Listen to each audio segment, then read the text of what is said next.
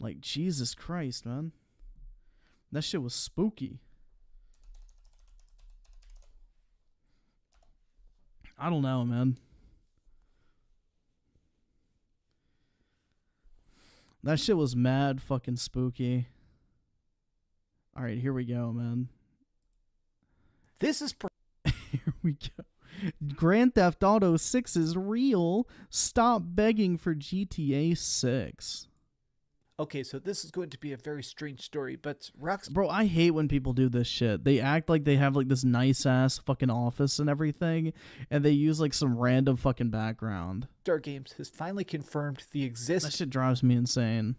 of GTA 6 and basically said, don't worry about it. But I want to look at their statement. What's up, gamers? Dreamcast Guy here, and What's up, gamer? Yeah, I'm a gamer! this is very strange because for the most part, Rockstar Games is very, very silent. Like, as a studio, they're one of the most mums when it comes to public speeches. And I feel like it's because to a heavy degree, Rockstar Games' content speaks for itself. Their games like Red Dead Online and now Grand Theft Auto Online. GTA 5 is not only a huge success, it's actually technically one of the highest selling games ever. It's made tens of billions of dollars. Now, what's interesting about this is that inside the statements, they basically just decided to confirm a couple things at once with practically a PDF. This is just the most minimal thing. They basically said, okay, so all this different stuff you love about GTA Online, it's still going to exist. Now, here's something else they confirmed. There's been a lot of talks about GTA and GTA Online actually showing up on the PlayStation 5 and Xbox Series X official. There's been a lot of talks about that, really? I didn't think anybody was fucking hyped for that shit. Currently, if you play these games on the next gen systems, it's just backwards compatible. Official Bro, the fucking next generation versions they're selling are like complete fucking jokes, though, in all honesty. It's like zero fucking upgrades at all. Maybe a smoother frame rate, that's about it. releases of them. We're actually just a month and a half away. We're going to finally be getting full-blown next-gen versions of these. These are going to actually have better graphics, better frame rate, 60 FPS, HDR, ray tracing. Look, even if you... Yo, I thought GTA was already 60 FPS on console. Maybe I'm fucking wrong, dude. No idea. freaking hate GTA Online, to me, this sounds pretty interesting. But what's craziest is all the way down here at the bottom. Like, oh, we're going to keep improving GTA Online. Here is it. What's next? With the unprecedented longevity of GTA 5, we know that many of you have been asking us about the new entry of Grand Theft Auto. With every new move we embark on, our goal is always to significantly move beyond what we've previously delivered. And we're pleased to confirm that active development on GTA 6 is well underway. So in other words, grass is fucking green, dude. Please, touch some grass. So Unchosen One with the 5, honestly, having played Dying Light 2 for 10 hours or so, I can safely see it doesn't feel nearly as good as the first game? I don't know, kind of half-assed? I don't know, bro. I think this game's a lot fucking better than the first one. Especially from the traversal mechanics. It doesn't feel as clunky. I don't know, bro. I'm kind of having this differing viewpoint on that, but I mean, hey. Who knows? Like, one in particular doesn't really feel like the first game. We look forward to sharing more as soon as we're ready, so please stay tuned to Rockstar Newswire for official details. On behalf of our entire team, we thank you for all your support, and we can't wait to step into the future with you.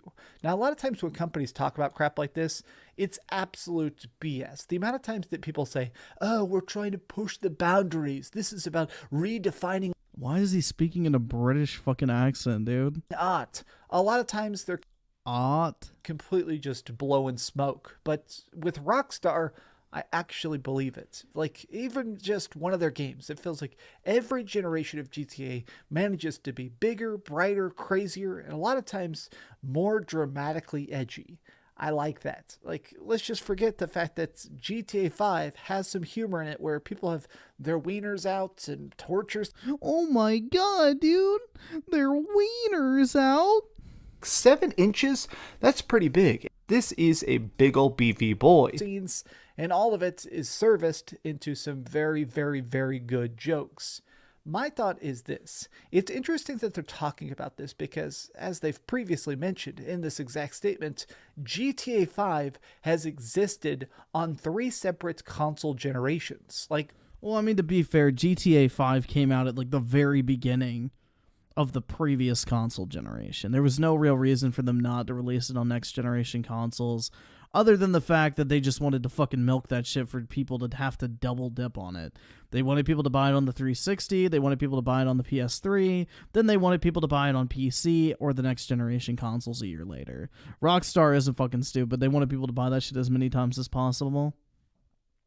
Mandingo McThickens with a 5. Not only does that dude have a punchable face, he also has a punchable voice. I don't know, man. The way he said wieners really got me acting up.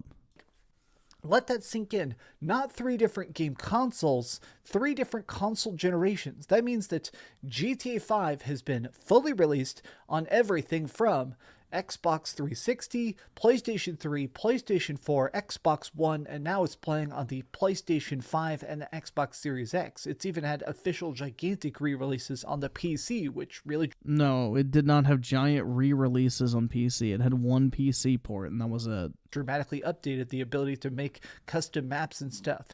GTA 5 is almost too big. I never thought... What? No, it's not. I'd say that, but they've made too much money. People would not... What? Wait, how is a game too big if they've made too much money? That's like saying Fortnite or Call of Duty is too big because they're rolling in fucking cash. Not stop playing it, to the point at which they've basically just had to probably make a totally separate team to work on this project. Now, in case you haven't read some of the leaks and some of the rumors, apparently what's been happening is that GTA 5 has been such a big hit, they've been quietly hiring a bunch of new people to specifically work on GTA 6. Wow. Oh my god. Now, some of the people that have already been hired, according to some of the leaks, are like car specialists, drag racers, people Oh my god. that actually specialize in programming really good physics. I'm curious. I just hope that driving in GTA 6 doesn't feel like you're literally like retarded, blind, and like handicapped at the exact same time, bro. Because if they're trying to make such technical details at the very start of it, it definitely gives me the idea that they're going to properly address some of the few criticisms that people have. Mandingo McThickens with the 2 McThickens is too big. GTA 5 is fine. Agreed, man. This is a big ol' beefy boy about the Grand Theft Auto series.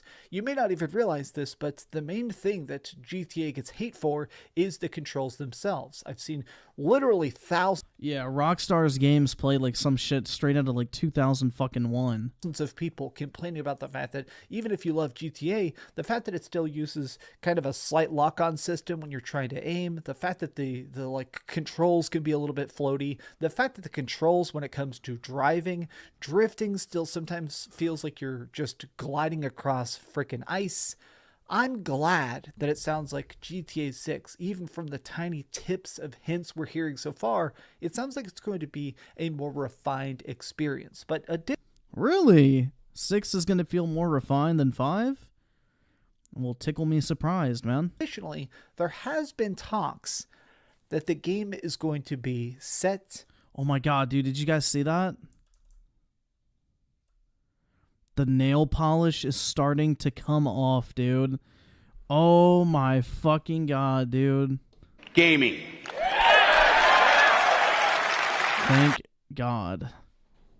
So, Pothead Investor with the 2. Can't wait for GTA 6 in 2028. Me too, man. I'm marking my calendar right now. I'm fucking hype. be set in Vice City. Now wait, that's not all. Modern day Vice City is what the leaks are saying. It sounds like the map is going to be humongous, like straight up maybe an entire country that you could just drive across. That's going to be a no for me, dog. That's a huge fucking press X'd out moment. Starting in this one just mega city. Why would it be a country-sized map if they're going to make it in Vice City? Bro, it's going to be a city-sized map. Why the fuck would they make a country-sized map if it's set in a particular city? The opportunities are pretty much endless because of two separate things. First and foremost, Rockstar has infinite budgets. They have literally made tens of billions of dollars on just GTA 5. They could work on GTA Stonks. 6 with every penny, every developer, everything, and get it right. And additionally, they also don't have the pressures of another person's publisher. I've always kind of liked the fact that even if you hate Grand Theft Auto, I think it's very interesting that they are such an independent studio. They are people that are able to take their time. They're able to get things right. They don't have publishers and deadlines and people trying to force them to make stuff out. Yes, they do. Literally, Take-Two Interactive owns Rockstar. So, yes, they do have people telling them what the fuck they need to put out. And if GTA 5 was not performing as well as it was, Take-Two would be grinding their fucking ass into the pavement, forcing them to put out new games like every other year. So that's mad fucking cap. They 100% have to answer to someone. I hope that this game is done in the next couple of years, and this is separate. I hope that nobody tries to buy Take-Two Interactive. Right now, Why? Let's go, Microsoft, pick this shit up. Man, Tinko McThickens with a 5 must be that Xbox nail polish. Can't respect a man with nail polish, say what you will. Yeah, I'm kind of of the same mindset, bro. I just don't understand why the fuck any dude would actually want to paint their fucking nails. Like, I don't get that shit whatsoever. Like, what in the actual fuck, man? Like, I don't even know why chicks paint their nails, in all honesty. I don't even think it looks like great on them either. Like, I don't know, dude. That's just, it's not for fucking me. now there is a lot of different console wars of people trying to scoop up and gobble up every single major studio and publisher. I really hope that Microsoft or Sony don't try and buy Take-Two.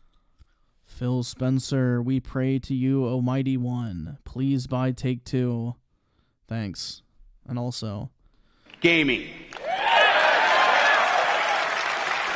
Blake Jones with the 5. Well, Forza Horizon 5 is pushing the Xbox to the limit, so I don't think it'll be vastly larger than Forza Horizon 5. I'm not sure on the map size, but I want to say that GTA 5 has the largest map in a video game. I'm not 100% sure on that, though, so don't fucking quote me. Oski Woski with the 2, just hear me out on this one. GTA in Japan. I mean, that could work in all honesty. It wouldn't be a bad one. The only issue would be is GTA has just traditionally been set in the U.S., so I don't know if it would really appeal to that larger market that they're trying to go for. I don't know. It would kind of be a tough sell, I feel like. I feel like part of the appeal with GTA is like it's made by American developers. So it's like a parody of America. I don't really know if they could pull off like a parody of Japan too well, because most people wouldn't fucking get the references, but I don't know. Maybe they could do it. Yeah, I'm a gamer! I don't know. I feel like it'd be a little too hard for them to pull off. I'm not sure. I don't know, because like a lot of the GTA shit is really funny because it's like cultural references, pop culture references, and like unless you're like a super mega weeb, you're probably not going to get most of the Japan stuff. I hope that we get a chance to see the full glorious version of whatever the heck GTA 6 is going to eventually morph into. But I guess we're going to find out. When was GTA in fucking England? When it was still a top-down? I'm pretty sure that shit was still like a fucking top-down like driving game, right? It wasn't like the actual open world games we know today. I wanted to talk about this because honestly I'm so freaking excited. I love you guys very much. Thank you for watching this video. Please give it a like, subscribe if you haven't already, and please keep dreaming. Man, GTA 6 is real. Kinda. Oh my god, dude. Water is fucking wet. My dick is hard. All things we already fucking knew. But yeah. Red 13 with the 2 GTA in space. What the fuck would you hijack? Like a fucking UFO or some shit? Grand Theft UFO? Hell yeah.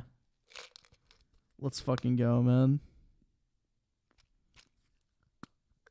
Let's fucking go.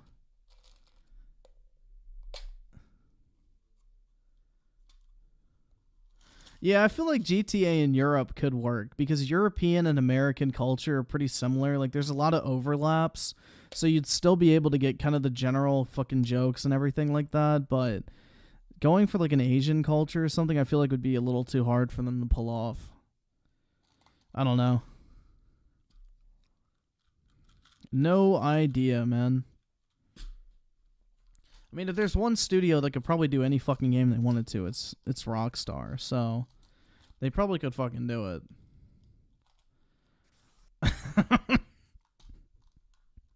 This one should be fucking good, bro. This should be fucking good. Sam the Batman with the 2, hear me out. GTA on Mars. Hell yeah, dude. And Elon Musk is like the fucking main character, some cringe shit like that. And you have to mine fucking Dogecoin on the polar caps of Mars. Hell yeah. It's absolutely crazy to think about this, but G4 TV is perhaps already dead. They're currently... Why is that crazy to think about? Wasn't G4 TV like fucking dead for 20 years at this point? Like, bro, who was actually watching G4? And who even is at this point? Bleeding subscribers. Their fan base is incredibly pissed. And today, I want to talk about what's led to this. What's up, gamers? Dreamcast Guy here. And before we start to completely shred G4 and how absolutely pathetic they are in certain ways, I want to quickly say that they weren't always this suck. Back in the... They weren't always this suck? What the fuck? And it's literally a bitch licking an iPhone. Philip Thomas with the 2, GTA and Uranus? Ooh. Yes, please. In the day, G4 TV, television for gamers, was such an influential juggernaut. Like, straight up... Bro, I have never heard of fucking G4 before this whole controversy. Apparently it's some old fucking TV station, I guess, that had like fucking gaming related talk shows and stuff. I don't know. Way before my fucking time. It was so cool to see people like Morgan Webb and Olivia Munn and, of course, Adam Sessler talk about video games on... Why is that cool? On the television, which... Oh my god, dude, there's people talking about video games on TV. Holy shit. Sounds so basic now in the era of internet and streaming. Who fucking cares, man? But at the time, it was just completely bonkers to have people come out and seriously discuss frame rates and polygons and resolution, or really sort of have a round table talk about some new big game's story. This was incredibly important, and I truly... Yo, what years did this shit run? I'm kind of curious. I don't know if this was around when I was born yet. G4 air dates. When did it air?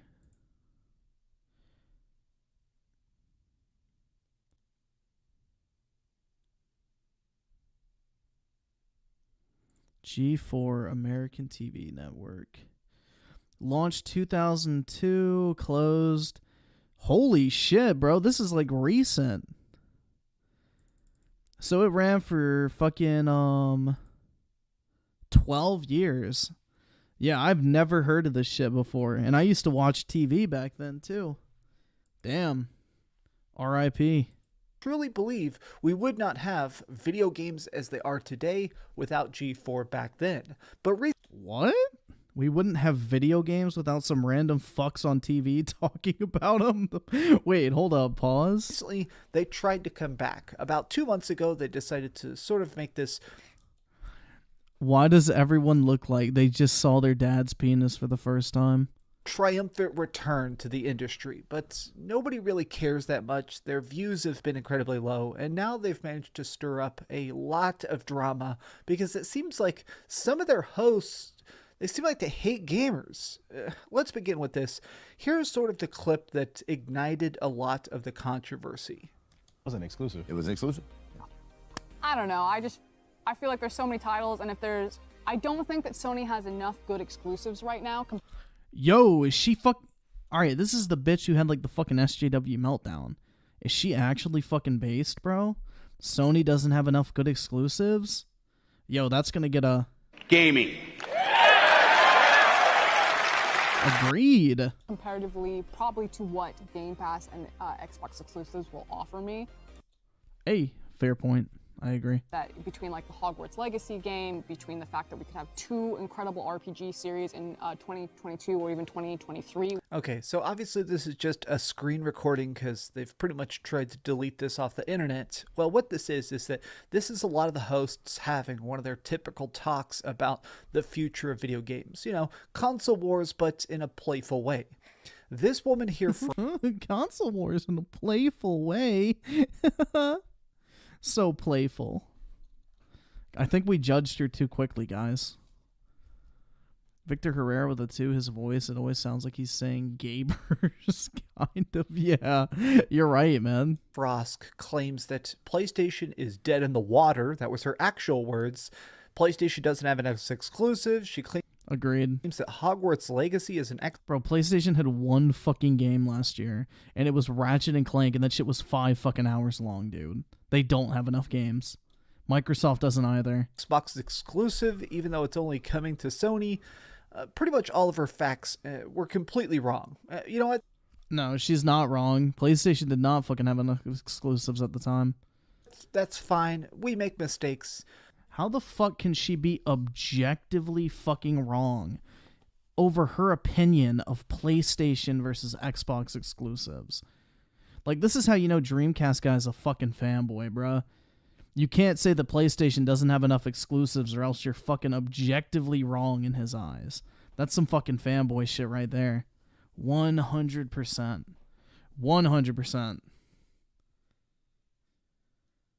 What sort of made this clip extra strange, and I do think part of the reason it went so incredibly viral, is that nobody steps in to correct her. These are all very, very hardcore. Because nobody fucking cares. It's her opinion, dude.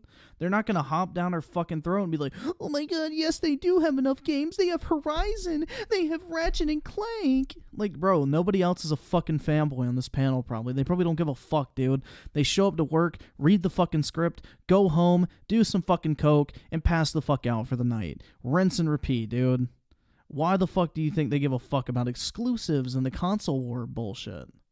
Very established gamers who know their stuff, and yet nobody decided to say, hey, what the hell are you doing? What the hell are you talking about? It's interesting that everybody kind of just decided to sit there and go, all right, sure, spit those facts. And what started to happen is Frosk, which is the name of this woman, she started to get a lot of blowback. Now, after that video started to go viral, we saw a lot of people just... She literally looks like a fucking elf, bro. Basically asking her for an explanation why she's just speaking so negatively of Sony, and also just getting all the facts completely wrong. And also, more than that, asking if maybe she's being paid by Xbox, or, you know, is she playing devil's advocate? Sometimes there is a thing where if you're on a podcast, you purposely say something slightly wrong to stir up conversation. I mean, even I've personally done that, but...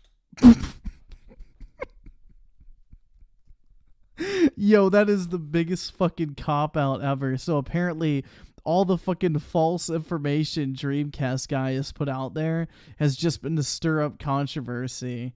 Hell yeah, dog. Hell yeah. 100%. 100%, dude. Osky the 2 looks like Strawman guy is doing the same thing again. Bro, this man is out here working that fucking D for Sony right now. He is bouncing up and down on that shit hardcore. But then she basically said that anybody trying to correct her is a sexist jerk. Now, I'm going to show you a little bit of this clip that's probably going to lead to the death of G4. I'm talking about E3 and G4 at once. But I actually want to talk about something so much more important than Red Dead Online. Sexism in gaming. In joining G4...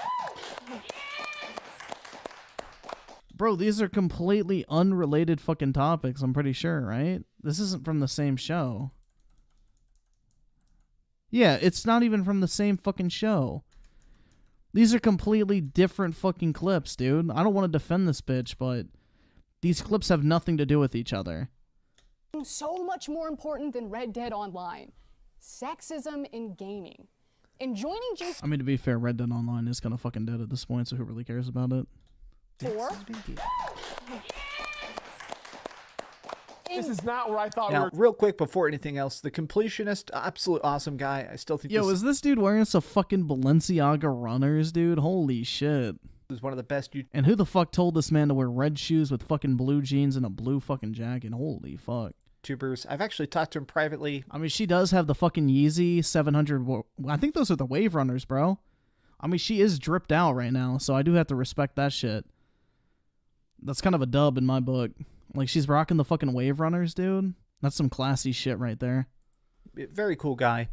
This is Adam Sessler over here, and I guess he's just such a busy man, he can't show up to work. No, it's because he's a paranoid fucking retard who's actually afraid of COVID in 2022 like an absolute mongoloid. very weird that everybody is here and he's just video calling, but, you know, go off. We're I going, know, but I'm you here. had I'm no here. idea. I'm listening. Yeah. In joining G4, I was ecstatic to be part of something that I grew up watching as a child. But every time G4 is brought up in various channels, even in this YouTube channel, we have the chat in front of us. I can see you. Without a doubt, there will be backlash because I'm not as bangable as the previous. Okay, so she Facts, man. We want some shit that's easy on the eyes, as the boomers would say. goes on for a couple minutes here, and as you could tell, she's angry. She's extremely angry, and Does anyone still care about COVID? Adam Sessler does, bro. Because apparently he wants all Republicans, including his family members, to all fucking die. Because he is a completely sane individual. her major focus of the point is that women get more backlash in this industry than men. There's a Bro, that is not fucking true at all. It just depends on how fucking stupid you are. lot of accusations in the statement that I don't want to watch this whole 4-minute video, but she basically goes on to claim that when she's doing a review, if she's more negative, people hate her more, like she's not allowed to speak as freely as her male counterparts. A lot of very specific accusations that feel a bit strange. But after this, as you can see, it is getting completely downvote bombed. This video has 200,000 views. It is just absolutely being tanked. 40,000 dislikes almost now. To go with this, though, it seems like this YouTube channel is just pretty dead in general. Like, here's X-Play's Yeah, look at this shit, bro. 1 day ago, 800 views. 1 day ago, 2,000 views. Holy, 7 days ago, 3,000 views. Yeah, this is a dead fucking channel. Tense. Like, this video from yesterday has 1,000 views. This video has 1.4 thousand views. Like, this weird rant about how people are sexist jerks is the only times they've ever gotten views, pretty much at all. Now, more than that, I do want to quickly say that it just feels weird. This feels like some weird, desperate ploy for attention. Looking at their YouTube channel, like, it's bizarre to me that they have like 1/4 of the views I have for this month. Very, very Yeah, I'm surprised they don't have more. strange. The channel seems so completely unsuccessful that some people are starting to think that perhaps this is just some sort of, you know, fake controversy. They want her to come out here and pretend that everybody sucks to stir up some drama. But That's what I think too. I thought it was a last-ditch effort to get people actually interested in this shit. I Love Gaming with the two, bruh. He used Woolly Gamer Salty's boyfriend as reference. What the fuck is that, man? I have no fucking clue what that is. what's really making this dumpster fire sort of just burn the brightest is the fact that even if this is just a manufactured controversy, even if this is just some fake backlash, the drama is now real. And Frosk herself seems like a very strange person because if we could just be If you can't super chat, dude, try it on your computer. Sometimes it doesn't work on mobile. Or try reopening the stream. clear, she seems very, very strange as a person. She basically deleted all of her tweets. She started saying that if you want to try and ask her questions or interview her about her weird statements, you have to go through her agent. See right here, I cleaned out all my socials. Now, part of the reason she deleted all of her tweets is because the night before this, she started saying, if you would like to have me on your YouTube channel, if you would like to ask me questions about the mistakes I've made on air or whatever, she started saying, talk to my agent. She's too Hollywood to talk to the gamers directly. But then people found She's too Hollywood to talk to the gamers directly. Well, no, it's called that she doesn't want to fucking waste her time reading through 8 million fucking emails, so that's what you have an agent for. That's kind of their fucking job. Like, what's wrong with employing someone? I don't know. Found out that the email for her agent was fake. So either she doesn't have an agent, or this is some weird way of trying to lie to gamers even more. And the whole thing has just caused a tremendous amount of blowback from every single corner of the internet. Like, here's their official Reddit called Frost Speaking the Truth. This is the G4 TV subreddit. And I love this right here.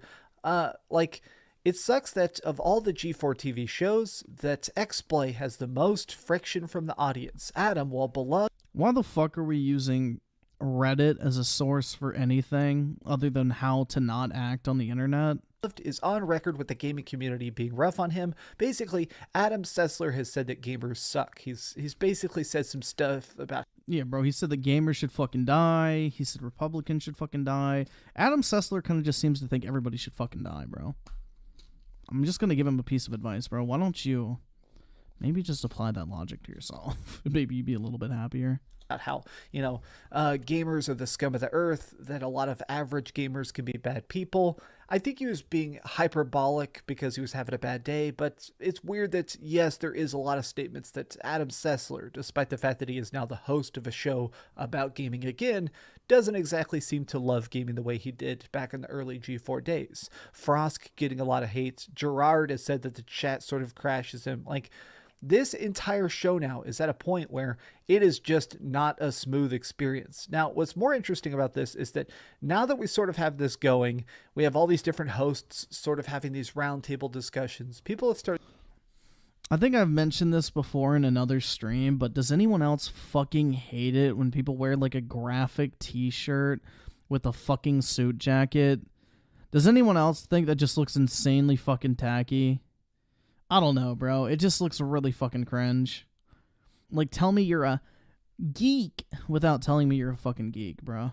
I hate when people do that shit. Phil Spencer does that shit all the fucking time, and it's really irritating to look at. It's like, bro, if you're gonna wear a fucking suit jacket, wear a fucking normal shirt. Like, wear a polo shirt even. Like, that's fine. But a graphic t-shirt? Hell no. Red 13 with the 2, because Reddit equals I is smart. Am I right? That's right, man. The greatest intellectual minds of our time period have all been members of a special website known as reddit.com. Started to dig up lots and lots of drama. Yo, honestly, it seems like a tactic that somebody would use to hide their fucking pit stains. About In all fucking honesty, bro. everybody involved in G4. It turns out that Kevin Pereira was actually basically scamming people at one point. He was running a live stream and he was doing like bots to boost the numbers to get special advertising deals. So in a way, he was kind of stealing money. Who fucking cares, bro? Get your money up, not your funny up. Sounds like some 300 IQ shit to me. And that all blew up in his face when it was revealed. A lot of these people that are even Fucking snitches. on the couch during this one clip, people have started to dig through this guy's social media, and he's a bit of a creep as well. It just feels like... Yo, he's a creep. What do you mean? Who is this guy? What's wrong with my boy over here? He looks pretty happy. G4 TV is not the place to have this style of discussion, and it's certainly just tanking their viewership. It's making it where the conversation is no longer about the video games. I mean, I'll be honest, like, I don't know what any of these people love or hate. Yo, bro. A fucking Wii. I just noticed this. A Wii copy of Call of Duty 4. I knew this one kid that could only get Call of Duty on the fucking Wii, bro. I felt so bad for him. Like, I don't know if I ever told... I think I've told you guys this. My, like, business in middle school was going and buying, like, M-rated games for kids that couldn't go get them because their parents wouldn't let them. Well, there was one kid that always would buy the new Call of Duty or whatever for me, and he bought that shit for the fucking Wii, man. I felt so bad for him, bro. Like, yeah, I might have been stuck with a shitty PlayStation 3, but at least I didn't have to play fucking Call of Duty on the Wii. Like, bro, I actually really felt bad for that, dude. Jesus Christ, man. Oh, that's sad. So fucking sad. hate. Like, everybody is just trying to be as soft and nice and marketable and advertisable, and everybody wants their Twitter check mark. And it feels like everybody now just doesn't care about this bland version of G4. When I think about G4 back in the day, I think about some of their kind of edgy skits they did, like, having Olivia Munn have a show called Olivia's Panties, where she would jump around in a skirt and stuff like that. That was Hell yeah, dude. That sounds like some based gaming entertainment. made to be provocative. I don't think that was made to necessarily be like, horny content. Yeah, dude. A show about a bitch showing off her fucking panties in a booty skirt is definitely not horny content. Right. I think it was specifically designed to push the envelope and be crazy and quirky and weird. Gamers had not... No, sex sells. Like, it's simple as that, bro. Had the microphone, so it felt like almost a parody to come out and do stuff so ridiculous. The fact that now all G4 does is these roundtable discussions that are just so freaking set up, like Call of Duty sitting out on a shelf and this unplugged Sega Genesis laying on a table next to Anthem. It feels like everything about this is just so manufactured and fake. Really, dude, it's almost like it's a fucking TV show. Logic Bender with the 2, that wee kid was me. Oh, damn, man. I'm very sorry to hear that, dude. I'm very fucking sorry. My sympathy goes out to you. How many people are sitting just off screen right now telling them their lines, telling them what to say? And no hate on that. A job's a job. But my thought is that if I could be brutally honest, G4 has to die. Like, we're now in the era of YouTubers. We're in this time period now where anybody with a camera and a microphone can just make content. I'm going to show you guys something here, and some of you probably aren't even going to believe this, but it's absolutely true. Oh my god. My first 100,000 subscribers on YouTube I got by filming my videos on an iPod Touch. That would explain the dog shit camera quality. Not even an actual iPhone, an iPod Touch. I used to set up my little iPod Touch, and I'd actually just press record. I'd talk about the news of gaming every single day, and then I'd press stop, and there was an auto upload button. And that was it. In fact, at the end of my videos, when I say keep dreaming, I did that because I used to press stop with my finger. And you know that explains so fucking much, dude. What? That stuff got views. That stuff blew up. That stuff, made it where I could quit my job and just talk about games even more and do the big successful reviews and stuff like that. I am a single person. I'm not saying that I'm good at my job. I'm saying that I think that this is what people want now. We're in an era where people would rather have one person speaking honestly about their opinions, even if they do disagree with it, than a roundtable discussion of different people trying to basically have these clean-cut ties discussing what's going on in the gaming industry. The idea of G4 in general was much more cool in the past. I was fascinated with it just as much as everybody else. But now we're just at a point where these studio props, everybody having these special clean takes, having a speech about, who's the least sexist in the room, stuff like this. Bruh, Sam the Mammoth with the 2 I had with a Wii I had with a Wii. Didn't play COD until Vanguard. Oh, okay, gotcha. So you were stuck with the Wii, but you didn't play Call of Duty until COD Vanguard. Jesus, man. I'm actually surprised. I just don't feel like it's not clean cut the way that they probably intend. I cannot possibly watch G4 anymore. And I feel bad because some of the people I've talked to, they seem like nice people. I just can't possibly care. I'm definitely just at a point personally where I would rather watch so many long-form content YouTube videos, and I'd rather dig into all these different subjects and different games and different art forms, and I just don't care about what a bunch of people in a film studio could say rather than just... One of the guys on the Amico are from G4? Really? Who is it? Bro, who's the motherfucker who's working on the Amico that is on G4? Chazrick Thomas of the 5, the token black dude is Black Hokage, that hilarious. He is everything Frost complained about. I used to watch him, and now he's degen. Oh, so he used to make like sexist jokes and everything. Oh shit, that's kind of fucking funny. one of my friends It all comes fucking full circle, dude. talking into a cell phone. In this era we're in now, it's all about instantaneous content. It's all about quick reactions, quick talks, big news topics. And it's interesting that people still think that G4 could even exist. Yo, Tommy is from fucking G4? Bro, that explains so much. That's why he has that massive fucking ego. Because he used to be on TV, and now no one knows who the fuck he is. Okay, now it makes sense, bro. Now it makes sense. He's like going through a fucking late life crisis over the fact that nobody fucking cares who he is anymore. So he's like desperate for a drop of fucking clout with the Amico. That makes sense, dude. That explains a lot of the fucking behavior. Exocon of the two I have returned. What did I miss? Not really too much, man. Not really too much. Just some gaming. If it did have actually good hosts on it. But I just wanted to talk about this because honestly, it is interesting that they've managed to crash and burn what is probably a very expensive experiment. But what do you think about all this? Are you happy? Are you sad that G4 is gone? I guess they still exist right now, but it feels like their numbers have been steadily decreasing. Thank you so much for watching, gamers. If you enjoyed this video, please give it a giant thumbs up, share with your friends, and subscribe if you haven't already. But do me the biggest favor of all, and keep dreaming. Woo! Thanks so much for watching that video. All right.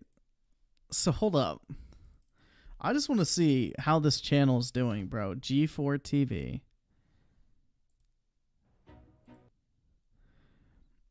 So streamed one day ago. D&D presents the secret. Wait, what the fuck? 15 fucked up things about Pokemon. I haven't been All right, I'm intrigued. shy about my feelings about Pokemon or my confusion. I've said it before and I'll say it again. Pokemon Bro, at least he's self-fucking aware. This shit is a cesspool. is dogfighting for children. Pokemon is dogfighting for children? I mean, even if it is, what the fuck's wrong with that, man? Think about it, you know I'm right. And if that doesn't sound messed up enough, Bruh, if only you could bet on those dogfights, though, then we'd have a perfect world. Let's see, probably with the two, Black Ops 1 on the DS is Cursed Zombies especially? Dude, I played that one Call of Duty game on the PS Vita, and that shit was complete fucking ass. already, apparently there's a lot more disturbing shit in this seemingly innocent property that's meant for children. So, in honor of Pokemon Arceus's release, we're going to dive into the 15 most f***ed up things in the Pokemon universe.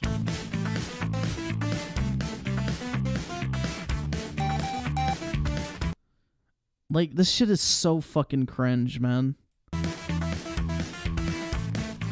Number 15 on our list is the Pokemon Parasect. Unlike other Pokemon we'll get into, Parasect doesn't look particularly horrifying. It even looks kind of basic. Boring. It's just a regular hermit crab, right? Wrong. That thing on its back, it's not a shell. It's a massive parasitic mushroom that's overtaken its...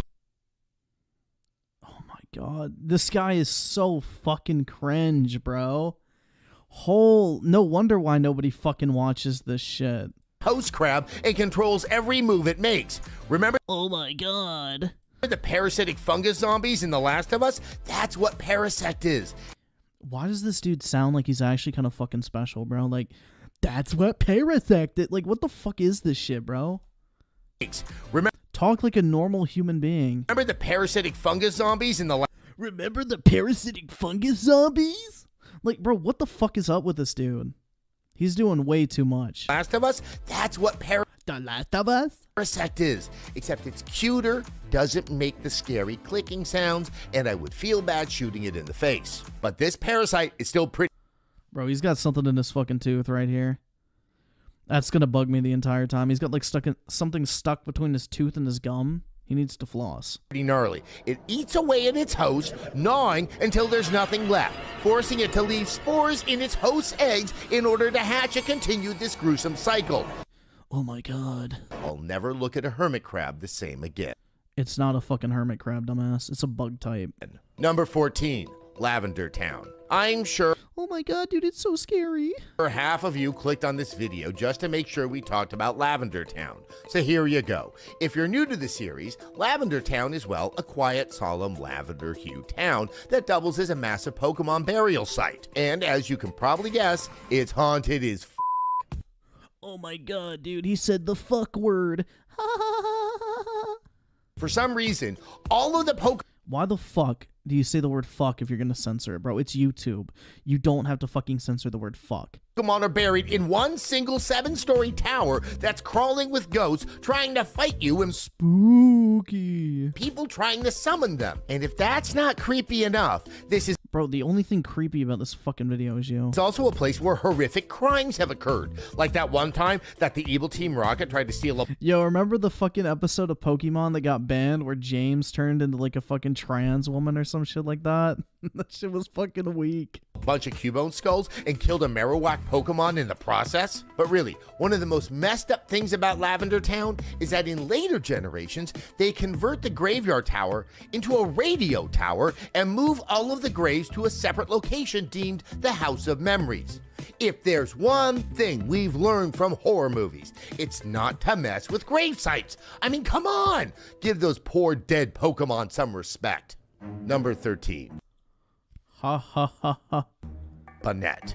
Banette is one of the weirder Pokemon. From what I know about Pokemon, What's wrong with that? they're supposed to be animals of some kind. Is that even a real version of Banette? I don't even feel like that's an actual version.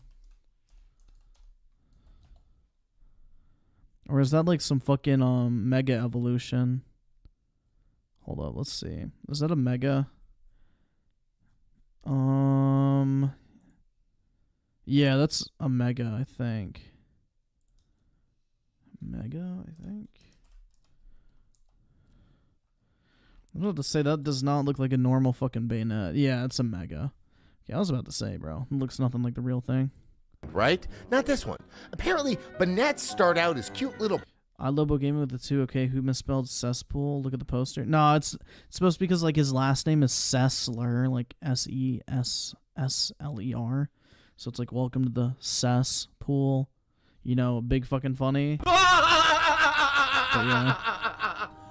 Plushies who, upon being discarded by their owners, become sentient beings fueled by the desire to get revenge on the children who abandoned them? I have questions about this one. Was the plushie always a little bit alive? How did it know it was abandoned? Are all my old Zoids secretly tracking me, waiting for the most opportune time to sink its long liger teeth into my neck? This is like if Woody from Toy Story... Why does this dude look like he's standing but also sitting at the same time? decided to hunt Andy down to murder him after Andy grew up and decided that playing with cowboys was for nerds. Actually, I would watch that movie. Number 12.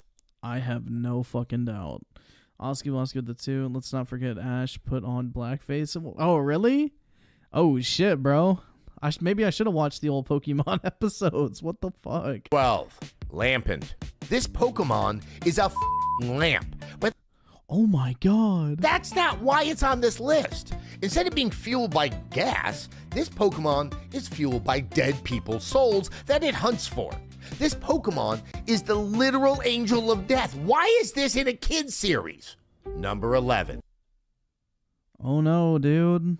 We wouldn't want kids to know that people die. The Great Pokemon War. Not much is known. I'm sorry. Like, just watching a 60-year-old man pretend to act like any of this shit means anything to him is just fucking great. Probably with a 5, I like Pokemon, but people like this make me not want to talk about it. This dude is 50. For sure, he has a lumpy body pillow, don't we all? Oh, shit, bro. No need to call everyone out in the chat, but yeah, this is just so fucking awkward. Like, no wonder why nobody watches this shit. About the Great Pokemon War, aside from a passing comment in Pokemon Red and Blue from Lieutenant Surge, the Vermilion City gym leader. He claims that electric Pokemon saved him during the war, but he doesn't specify what war or give any other details. Nom. And you and the other characters... Bro, he doesn't want to talk about it, man. He doesn't want to hear the trees talking to him again. Don't question him at all. So, in theory, everyone is aware of the war, but it maybe cuts too deep to talk about. This requires some further research, which fans have been eager to do. They've taken this one-off comment and run with it, noticing that there are suspiciously few middle-aged men and women in the Kanto region. You have your kids, teens, and elderly people as NPCs, but very few adults. Could it be lazy design? Perhaps. Or maybe a brutal, bloody war wiped out nearly an entire generation, plunging society into chaos and forcing kids to leave their homes at 10 years old to fend for themselves and keep the economy of fighting your animals against other animals going. We need answers, Pokemon. Oh my god, this is so fucking cringe. Number 10, Kamala. This Kamala Harris, bruh. Pokemon isn't trying to kill anyone or eat their souls for a change, so what's up about this one, you ask? It's asleep forever. It's born asleep, it spends its life asleep, and it dies in its sleep. Bro, how does it reproduce? Think about that for a second. Kamalas have never opened their eyes. They've never smelled the grass after a raid, enjoyed a conversation among friends, or known the joys of reading The Sound and Fury by William Faulkner. Their life is one long dream that they can't wake up from. That, to me, sounds like a nightmare. Do Kamalas ever live at all? And what is the benefit of even having a Kamala on your Pokemon roster? How do they stay alive? How do they eat? Apparently their attacks are just the results of them rolling around in their sleep? Make it make sense. Number 9, Yamask. I learned a lot more about Pokemon than I would have liked to for this video. For instance, some Pokemon used to be people, like this one. This Pokemon carries around a gold mask that resembles its own human face, so Damn, bro, who the fuck looks like that? that it can remind itself that it used to be human and to be sad. I don't know how this kind of thing happens to people in the Pokemon universe, and I don't care to find out. Number Oh my god. 8. Where's the government? Of fucking course, dude. Bro, fuck the government. There's some big Based Pokemon Anarchy realm. societal problems in the Pokemon universe, or so I'm told. There's pollution, and there's rampant terrorist groups like Team Rocket and Team Aqua running around, cutting off Slowpoke tails and trying to bring about an eternal rain that would drown half the planet in a weird f***ed up version of Noah's Ark. And yet, there is no government response or plan of action to tackle these massive threats to society. Instead of the Pokemon CIA or FBI fighting these eco-terrorist forces, this crucial task is left up to 10-year-old kids. Average anime for ya. Exocom with the 2 Kamala Harris mommy milkies. Hell yeah, bro. Let's fucking go. And sure, there are Pokemon cops, but do they actually do anything? They act more like guards, and I don't feel confident in their investigative duties. So, I guess for now, society has to put its faith in basic, ordinary kids who are released from their homes with no survival skills, just one single baby Pokemon and a dream. You know, it's kind of inspiring when you phrase it like that. Number 7, Sandygast. Wait, what's so messed up about this one? It's just a sandcastle. It does what? Apparently this Pokemon is formed from grudges left behind from death that happens on the sand. And it sucks the life force out of people and children who get close to it. Sex on the beach, but the choking goes too far, the Pokemon. Probably with the 2 base depression ghost types, I know, man. Dude, honestly, ghost types are pretty fucking fire, though. I love Gengar. And Giratina. I'm trying to think of the other one I like, too. Fuck, I can't think of it. Shit, why can't I? Fuck. Damn it. Bitch. Never mind. Shiki with the 15. Don't like his presentation, but he is right about Pokemon. Some have weird lore bits. In Sinnoh folklore, Pokemons and humans actually live together? What's wrong with that, bro? What's wrong with people and Pokemon living together? That's like saying that I live with my dog. I don't know. Are you, like, implying that there was some bestiality sex going on? Hell yeah. To it. And if you stick your hand in its mouth. I mean, to be fair, in that fucking Pokemon movie, that one Pokemon, like, is literally trying to get Ash to pipe it. But, you know, our boy doesn't take the bait. It takes control of you and forces you to pile more sand on it to make it even bigger. Why anyone would want to do that, I don't know. And this is a fun detail. Apparently, the shovel is a fashion statement that the Sandygast is very attached to. Now that I relate to. I'm very attached to this one blue sweater. Number 6, Frostlass. The Frostlass is a straight-up serial killer. I didn't know they had those in the Pokemon universe, but they do. And it's this thing. Frostlass is a humanoid creature who lives up in the mountains in an ice cave and is said to be the spirit of a woman who froze to death. They prey on... Which movie? The Latios and Latios movie. Latios turns into like a female form and like puts the Mac onto Ash. Yeah. Ash could have clapped them Pokemon cheeks, bruh.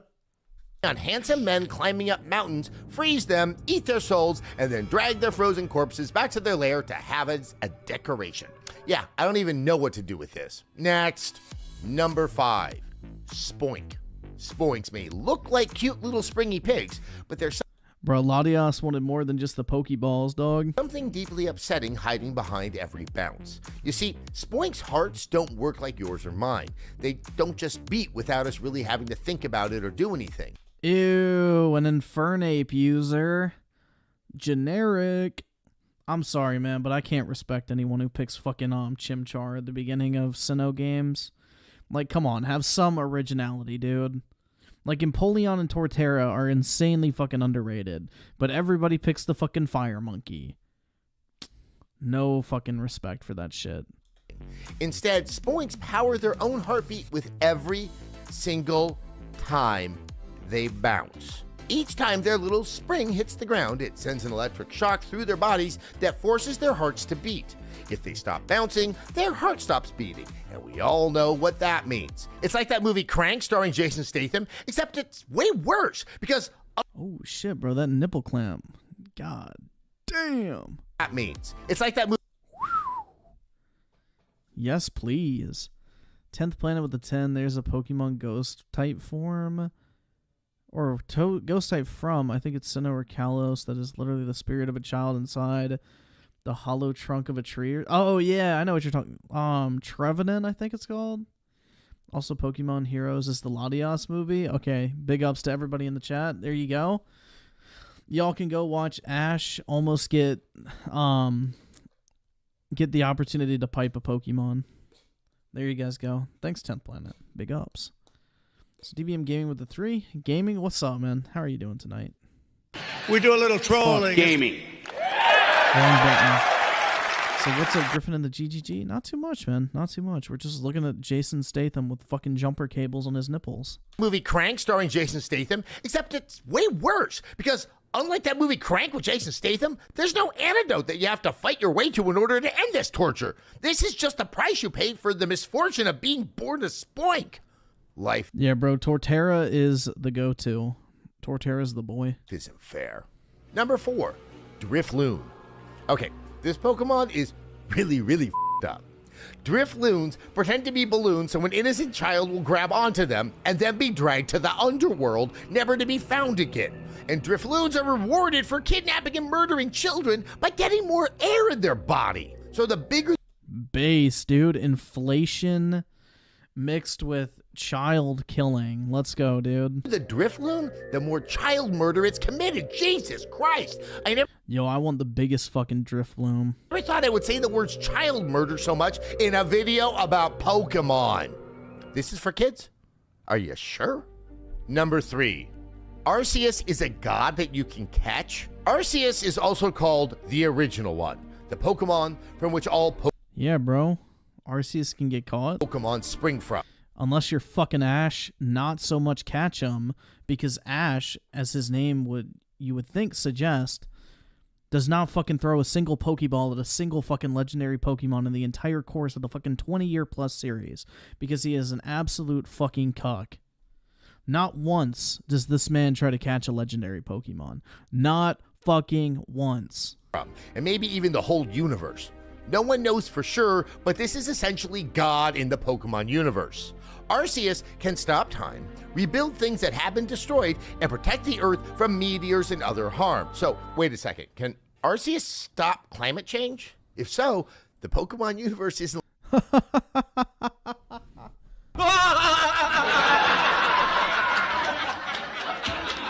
can say that. I have more questions about Arceus. Sorry, guys. You know, that was just so fucking funny. Can you catch him? So far, the only way to capture Arceus is through a cheat code in Brilliant Diamond and Shining Pearl. Whether or not you can catch him in Pokemon Arceus is yet to be seen, but if you can catch him, that means you're catching God. You would be the most powerful being in the world.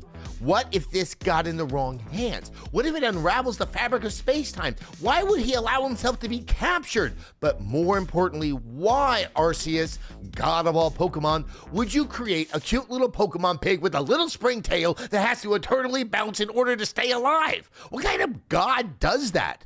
Which brings us to number 2. Pokemon are second-class citizens in their own universe. No shit, bro. They're fucking animals.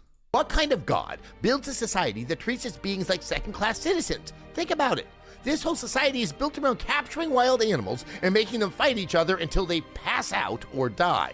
They A based god. send 10-year-olds out with their captive animals to fight other kids with animals until they're able to capture one of each animal, and then they can be the big bad boss at the top. It's like if Noah was an evil tech billionaire, grabbing all of his animals just to see them dogfight. But not all Pokemon are dogfighting. Some are free in the wild, hiding in patches of tall grass or rocks, and Pokemon who are lucky enough to not have to cage fight may hold jobs. But do they get paid for these jobs? Can they take that money and buy a house? Do they have basic Dude, this is literally like the cringiest part of Detroit Become Human, but applied to fucking Pokemon. Android rights, am I right, guys? rights? Are there any consequences for mistreating your Pokemon? I hope not. Sure, Ash gets yelled at for making Pikachu fight until he's exhausted, but did anyone get arrested for leaving a poor Charmander in the rain to die? Why didn't Charmander just fucking go undercover? Dumbass. Bro, this brings up another fucking point about why I hate Ash. Bro, this man literally raised this fucking Charmander into a fucking Charizard. Not only is Ash so fucking cucked, the Charizard wouldn't listen to his bitch ass, but then he lets the Charizard go. Like, Ash is literally the biggest fucking walking L in all of, like, entertainment history. Pokemon deserve better than this. It sure seems like there's more of them than there are humans, so why not start a Pokemon revolution? Brothers, rise up and release yourselves from your Pokeball shackles. Or at the very least, earn the right to take home your paycheck to buy some shitty takeout food to enjoy on the few hours you have to yourself before the grind starts all over again, just like the rest of us. And finally, number 1, Mr. Mime might be Ash's dad. Okay, obviously, Mr. Mime is not Ash's dad. Bro, everybody know Ash's dad is Professor Oak, and the reason why Ash is sent out of the house at a very young age is so that Professor Oak can go over to his 28-year-old mom's house and blow out her fucking back on a daily basis without some snot-nosed kid like Ash getting in the fucking way of that shit. Ash's dad was a Pokemon trainer who abandoned his wife and child in order to keep up his dogfighting dreams. I mean, his Pokemon battling dreams. But could Mr. Mime be Ash's stepdad? Definitely. Ash's mom, Delia, adopts Mr. Mime in an episode of the anime. And at first, he's nothing more than her housekeeper, who she calls Mimey, which seems innocent enough, but in Sun and Moon, Delia and old Mimey show up in the Alola region to visit Ash, and there's something not right here. Let's take a look at the evidence. Exhibit A. Mr. Mime is now dressed like a dorky dad on a tropical vacation. He's wearing a tropical print. Oh my god, dude, it's not just because it's a fucking cringy-ass anime. It's gotta be because they're fucking, right? Holy shit. So, probably with the 2, I hope Ash grabs a Drifloon. Facts, dude. I hope he grabs the biggest fucking Drifloon he can find. And Edward Tomlinson with the 2 is Pokemon Rise Up speech. Makes me want Pow World. Oh yeah, with the fucking slave camps. Yeah, for sure, man. I'd love to see that. Print short sleeve button down shirt, sunglasses on the top of his head, and has a camera. Dude, Professor Oak has been mixing up Ash's mom's guts like a fucking egg, making scrambled eggs, bro. Like, Jesus Christ, man. Professor Oak. Literally. Oh my god, dude. That shit's so fucking... That's like one of the oldest fucking rumors about Pokemon. And I'm surprised it wasn't in this video. It's like the whole fucking premise of the show is Professor Oak moves Ash's mom out to this fucking town so that he can literally just blow out her fucking back while Ash is like out doing a fool's fucking errand collecting Pokédex entries. Because in all honesty, the Pokédex is a stupid waste of time, because literally if you just gave like 10 people a fucking Pokédex, all the information would be collected in like a week. You don't need one person to collect all of the information. There's multiple people with a fucking Pokédex. So literally Ash is just getting sent out on like a fucking fool's errand to find some shit that nobody fucking really needs, just so Professor Oak can have some quality time alone with Ash's like young mom. But yeah. Hanging around his neck to take tourist pictures with. He's embarrassing. It sure seems like he's leaning into his role as a humanoid stepdad pretty hard. Exhibit B. Mr. Mime is seen here sunbathing with Ash's mom. Does he rub They're not fucking sunbathing. She's wearing a fucking dress. sunscreen on her too? In the shade. This is not something Dude, why are you imagining fucking Mr. Mime lubing up Ash's mom with fucking lotion? that your pet does. There's something more going on here. Which brings us to Exhibit C. This picture. This is the most damning evidence by far. Take a look at Mr. Mime. Hell yeah, dude, he might as well be fucking finger blasting her, right? 4 fingers in, and she ain't even think it begins, right? It's hand placement. It's resting on Delia's thigh. High up Oh my god. on her thigh. Oh my god, dude. That's not a friend or a pet Does that mean when my dog lays his head on my thigh? Like, what the fuck, dude? Am I gonna get raped? move. That's a tender, intimate touch. That's a touch between lovers. Case closed in my book. Oh my god. Mr. Mime is Ash's Why does he want to fucking see this shit so bad? stepdad, and you can't convince me otherwise. There you have it. The 15 most up things about Pokemon. I did not have a cartoon mom shacking up with a horrifying mime on my 2022 bingo card, but here we are. If you're playing Pokemon Arceus this weekend, try not to think about how broken this world is, okay? Thanks for watching, and if you want to see more videos like this, check out our 10 dumbest things in Resident Evil franchise video, or watch me rank the best Mass Effect romance options in our Mass Effect Andromeda review. See you next time. Why the fuck are they reviewing Mass Effect and... Bro, it's like fucking, what, 5 years too late? Jalen Jefferson with the 5. Can we watch it for Listify Pokemon Legends video? Nah, that dude's like a fucking furry, right? I'm good, man. I don't need to see that shit. And 10th Planet with the 5. I'm pretty sure the theory is Giovanni, Team Rocket's leader, is Ash's real dad, albeit unknowingly. So is like Ash's mom like the fucking village whore or some shit? She just bangs every fucking dude in sight. Like, bro, what the fuck? She moved apparently because she ran out of fresh meat. Like, I don't know, man. That shit's even more sus if you ask me. Probably with the 2, I want Mr. Mime to put me in a back brace. Facts, bro. Oh my god. Bro, Mr. Mime in a couple years is gonna have Ash's mom in a fucking wheelchair, bro. Real talk. Yeah, I don't get the point of watching old fucking reviews. I really don't get the point of that at all. Like, what are you... Like, why do you care? First and foremost, like, Mass Effect Andromeda has been like $5 for like 3 years at this point. Everybody who fucking cares about the game has already played that shit. How many views did this get? I'm just kind of curious. I mean, it didn't do terrible. 64,000. I don't fucking know, dude. I just don't like watching old reviews. I don't really like watching reviews in general, so maybe I'm not a good judge. But anyway.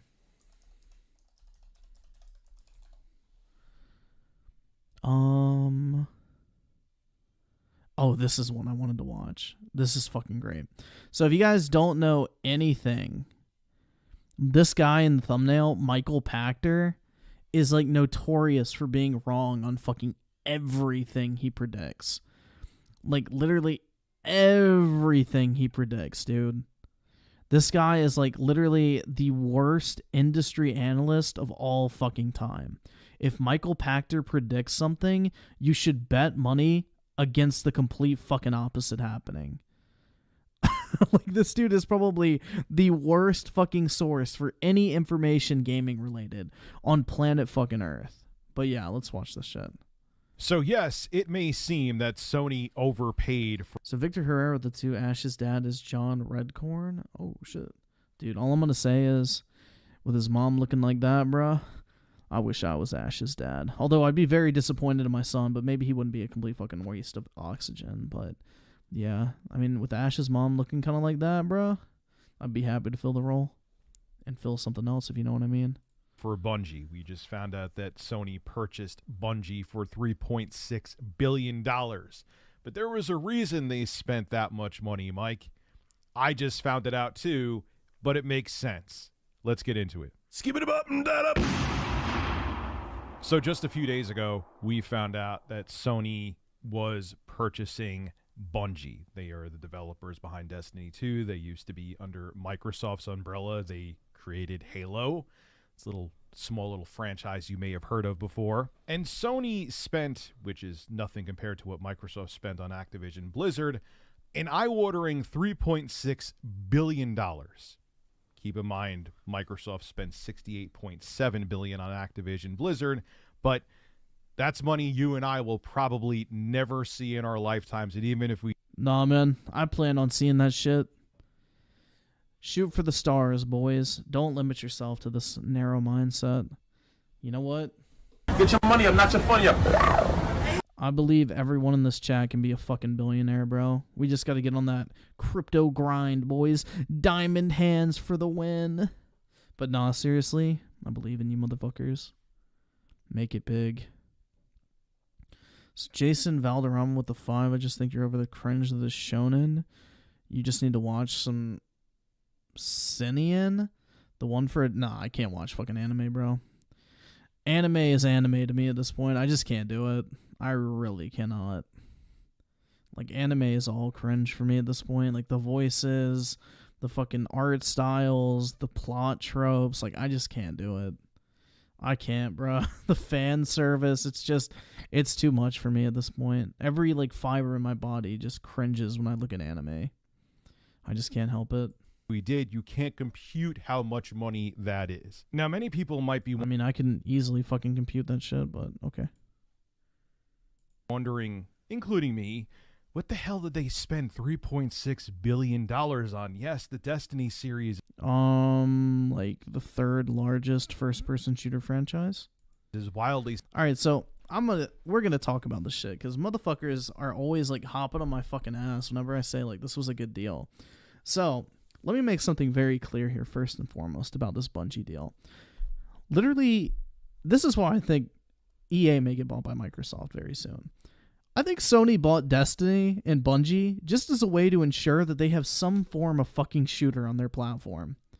Because if Microsoft snatches up EA, they literally have nothing. Like, that's not even an exaggeration. Fucking Battlefield's gone, Call of Duty's gone, Halo's gone, Apex is gone, Warzone could be gone. But, like, what other big shooter is there? Like, even the potential new Titanfall is fucking gone at that point. Like, if if Microsoft owns Activision, EA, and their own fucking studios, why, like, where the fuck is Sony gonna get a first-person shooter from? So they literally had to buy Bungie as just a way to ensure that in some way, shape, or form that they have some fucking shooter on their platform.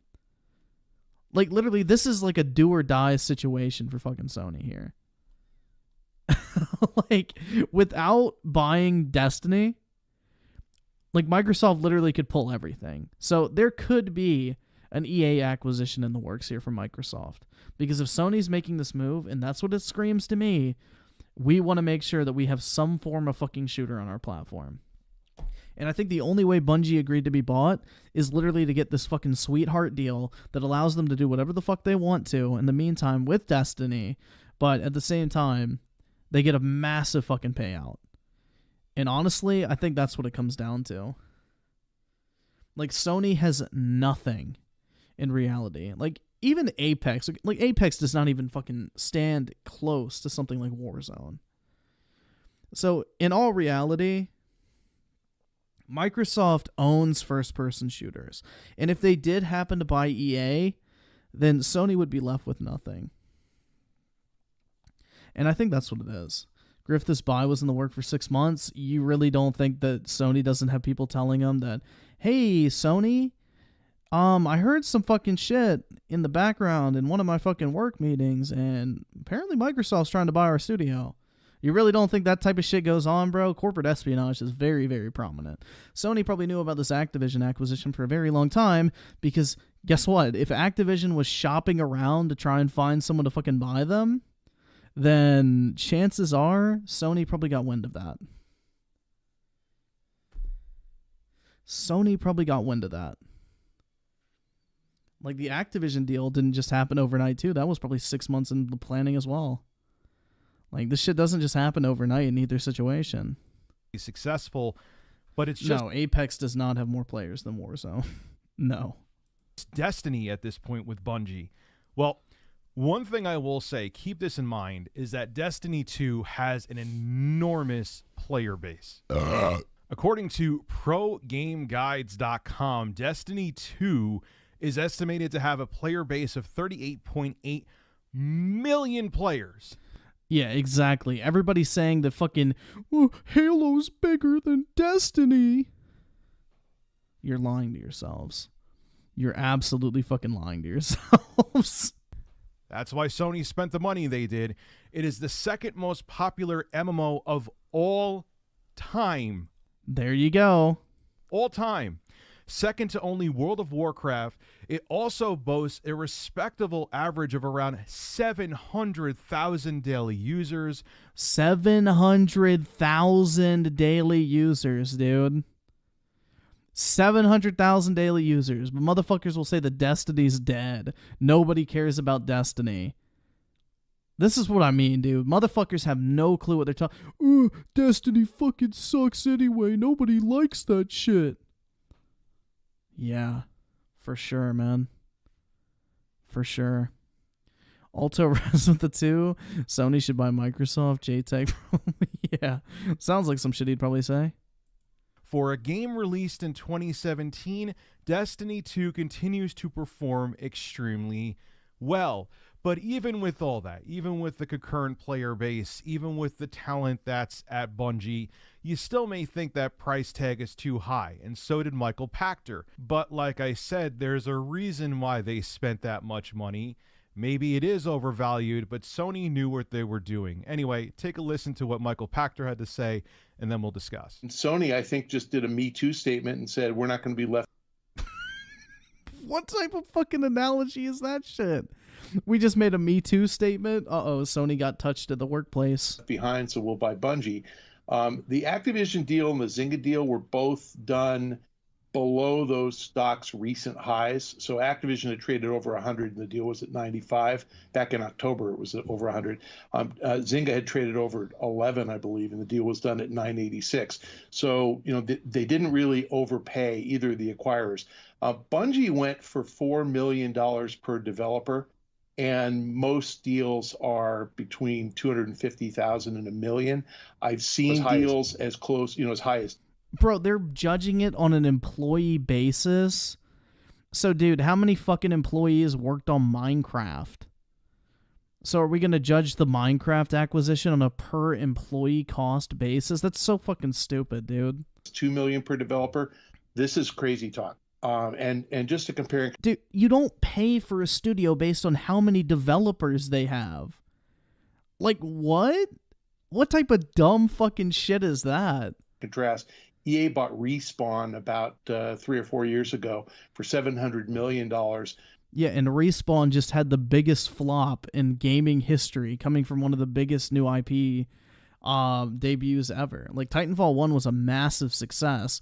Then Titanfall 2 bombed hard as fuck. So obviously they're not going to have to pay a lot for that because Titanfall was kind of a dead franchise at the moment. Apex had not yet come out. So obviously Respawn was a pretty easy pickup because they weren't exactly killing it with money. With 400 developers, and those guys generate $700 million a year in revenue. Bungie does about $200 million in revenue. So how do you know that they do $200 million in revenue? Do you got some numbers for that one, bruh?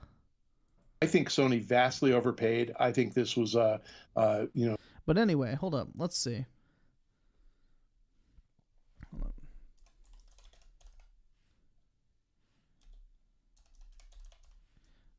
up. So, Take-Two revenue. So Take-Two has 1.4 billion in revenue, and then what is the market cap? Market cap 21 billion. So what is that about? Shit. Let me open up the calculator. Old trusty tool. So let me see this real quick. So 20 divided by 1.4. So that means that they paid. So Take-Two is worth 14 times its annual revenue. So the valuation of Take-Two is derived by multiplying their annual revenue by 14 times.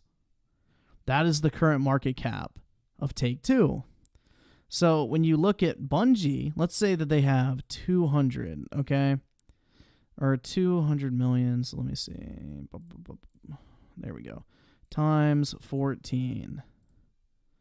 You get a valuation of 2.8 billion, and that's assuming that they only make $200 million a year, which that sounds really fucking low to me in revenue. Maybe in net income, but you guys see that this isn't necessarily an unrealistic number when you actually compare it to other industry companies, which is why I think it's so fucking funny. I have so many fucking armchair intellectuals hopping in my comment section saying, they way overpaid for that shit, dude. Because no one fucking knows how valuation works. So anyway, let's say that they make $300 million a year, which maybe that's realistic. I still think they probably make more than that. Let's times that by 14. That puts you at a $4.2 billion valuation. So, if you use an industry multiple, like from a competitor like Take-Two, you can see that the Bungie deal actually is pretty fairly priced. So, if their average, whatever fucking revenue for a year is $250 million times 14, that puts you right at the fucking price that Sony paid for Bungie. $3.6 billion. Gaming. Wow. Jesus Christ, man. Isn't that fucking crazy? Isn't that fucking wild, man? Isn't that just so hard to do? It's so hard. But everyone is a fucking expert. Everyone is a fucking expert. A statement that we're not going to let Microsoft get ahead of us, so we'll just buy something out of desperation. It's not really a deal that makes a whole lot of sense to me. The others do. So there have been many times I've disagreed with Michael Pachter and have agreed with Michael Pachter. I think he's a nice guy. I know there's a lot of people in the industry. He's a dumbass. He's an absolute fucking dumbass. Who feel otherwise. I don't feel the same way. On a surface level, he's 110% correct.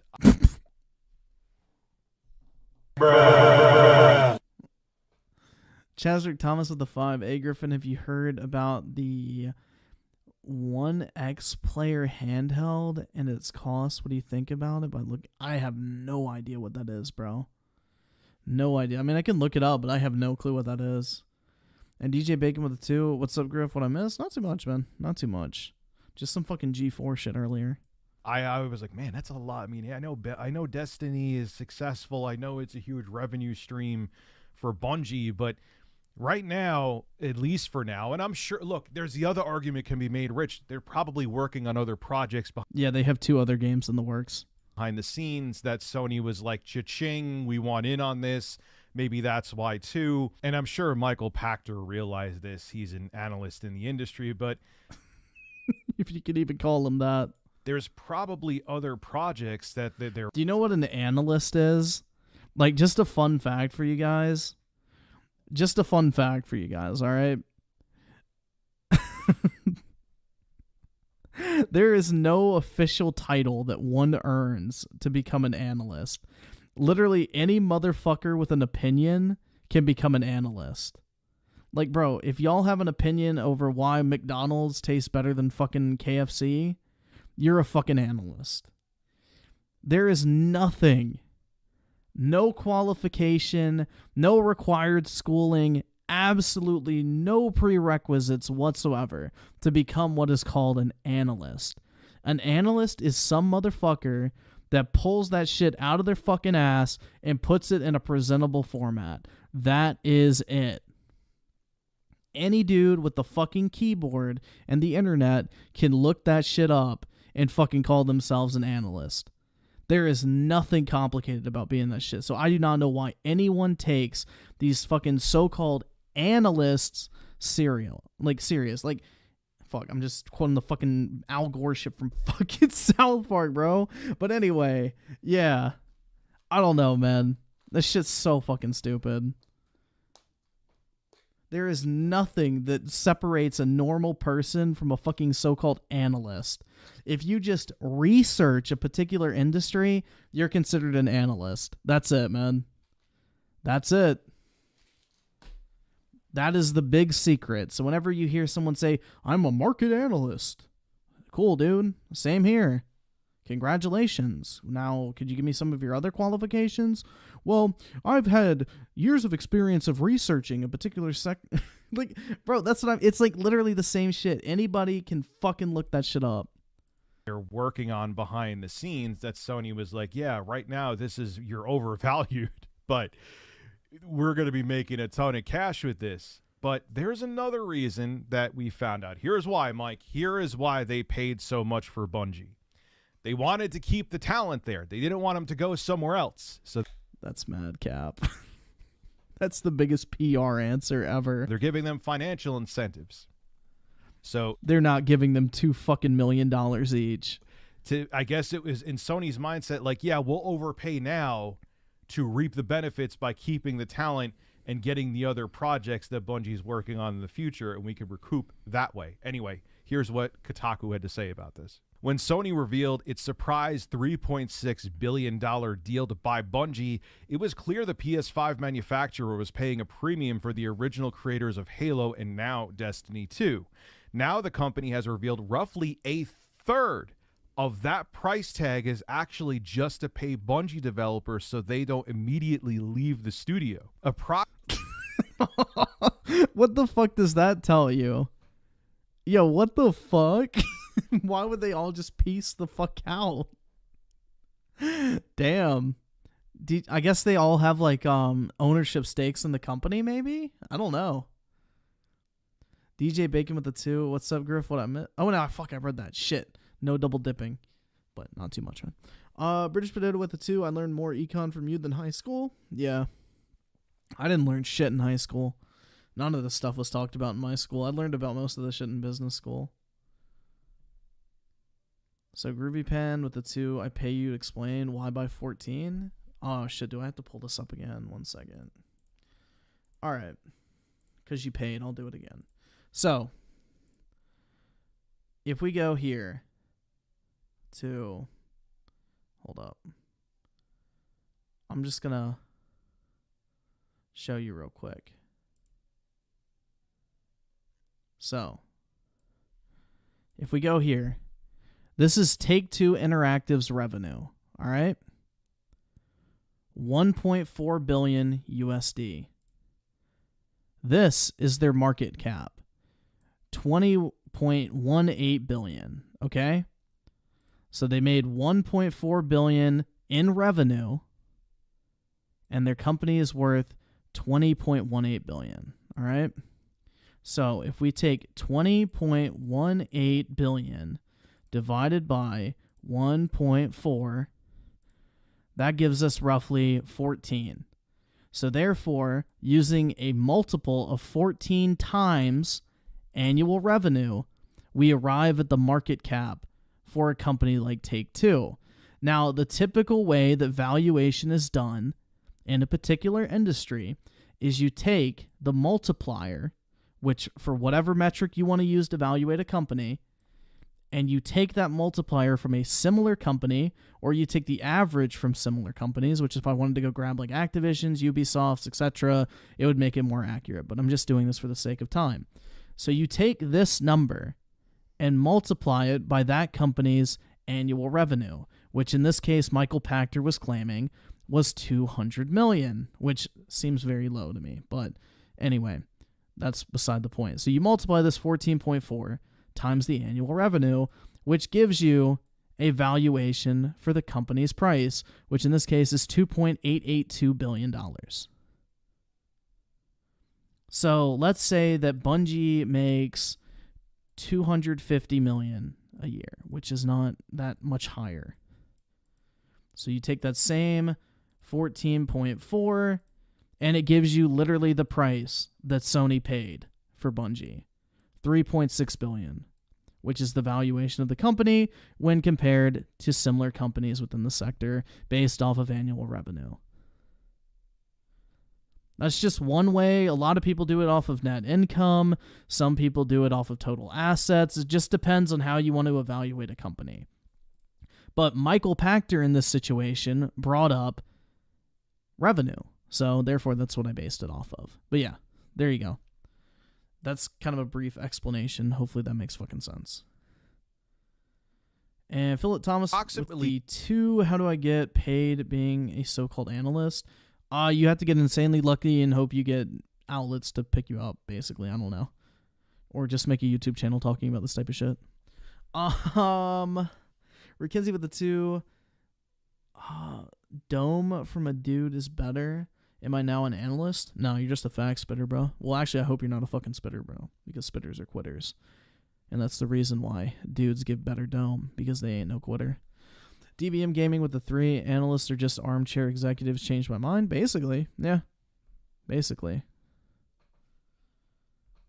And Sam the Madman with the 2. I am a analyst. My profession is butt studies. Oh, nice. Need a new subject? And TJ Bacon with the 5. Like people who think they could survive in the woods because they read a survival guide on what berries and mushrooms will kill you. Basically, man. Or they played fucking Minecraft. British Potato with the 2. When is the test? I didn't study. There is no test, man. You just have to show up. I'm an easy teacher. 1/3 of the $3.6 billion acquisition consideration consists primarily of deferred payments to employee shareholders conditional upon their continued employment and other retention incentives. Sony announced in Wednesday's earnings presentation, as first reported by Tweaktown.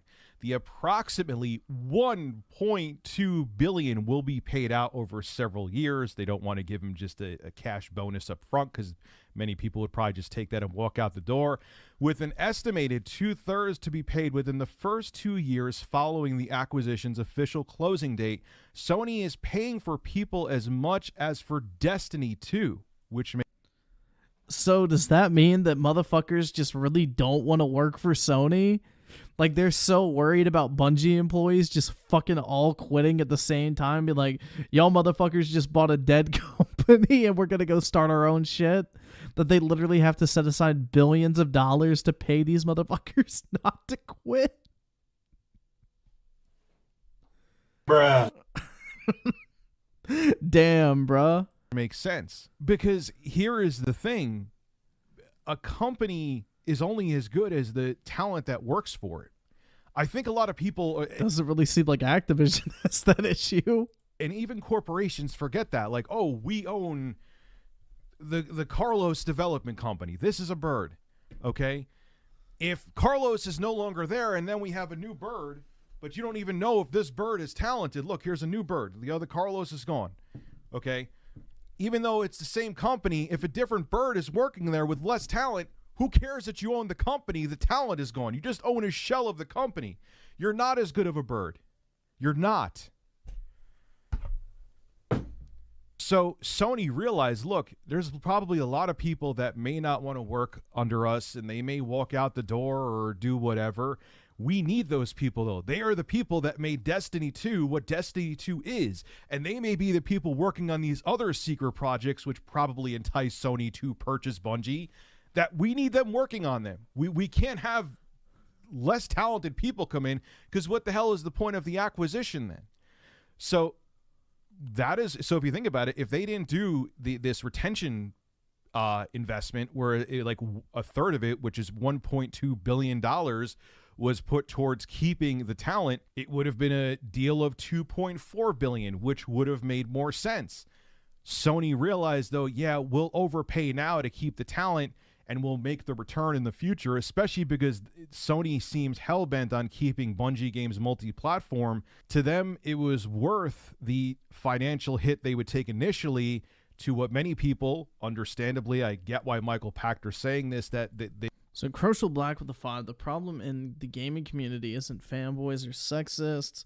It's that there's too many armchair experts spewing booty juice out of their mouths. Yeah, I think so, man. Anytime something like this pops up, everybody's a fucking so-called expert. Nobody just looks at the actual facts. I don't know.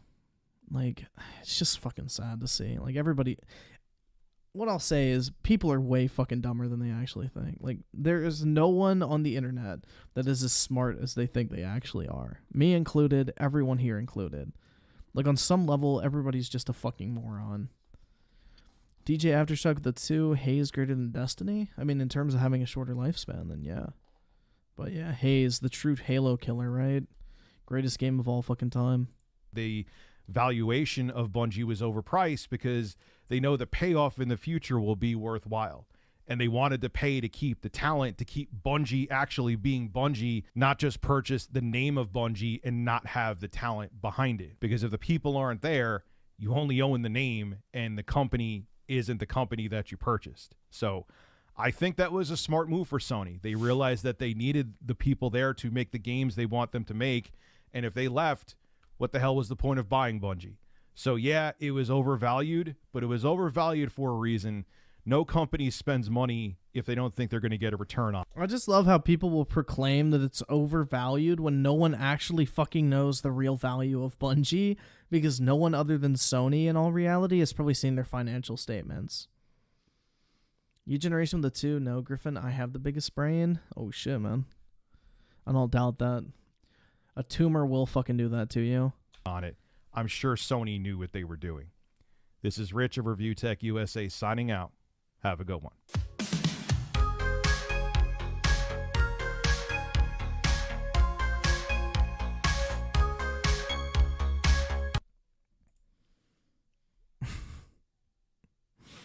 I don't fucking know, man. I don't fucking know.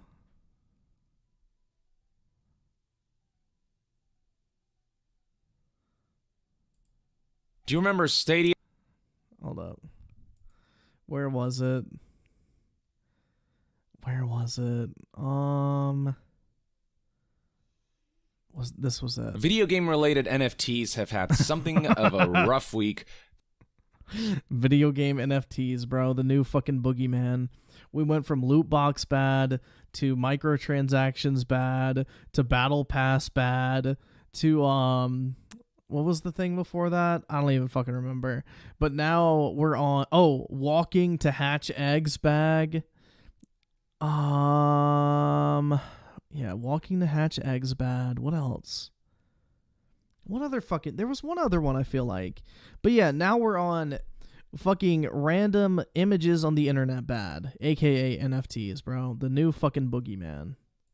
To the gratification of myself and many, many people. That's right, man. It brings him joy. It brings him joy to deny people the opportunity to buy something they might be interested in. Yeah, I'm putting it in 1.5. Don't worry, guys.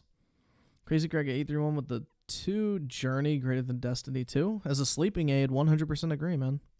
And also Res with the 2, rename Apollo the dog, yeah. Bro, I love my dog. Why the fuck would I want to do that to him? Come on now. I'm not in favor of animal cruelty.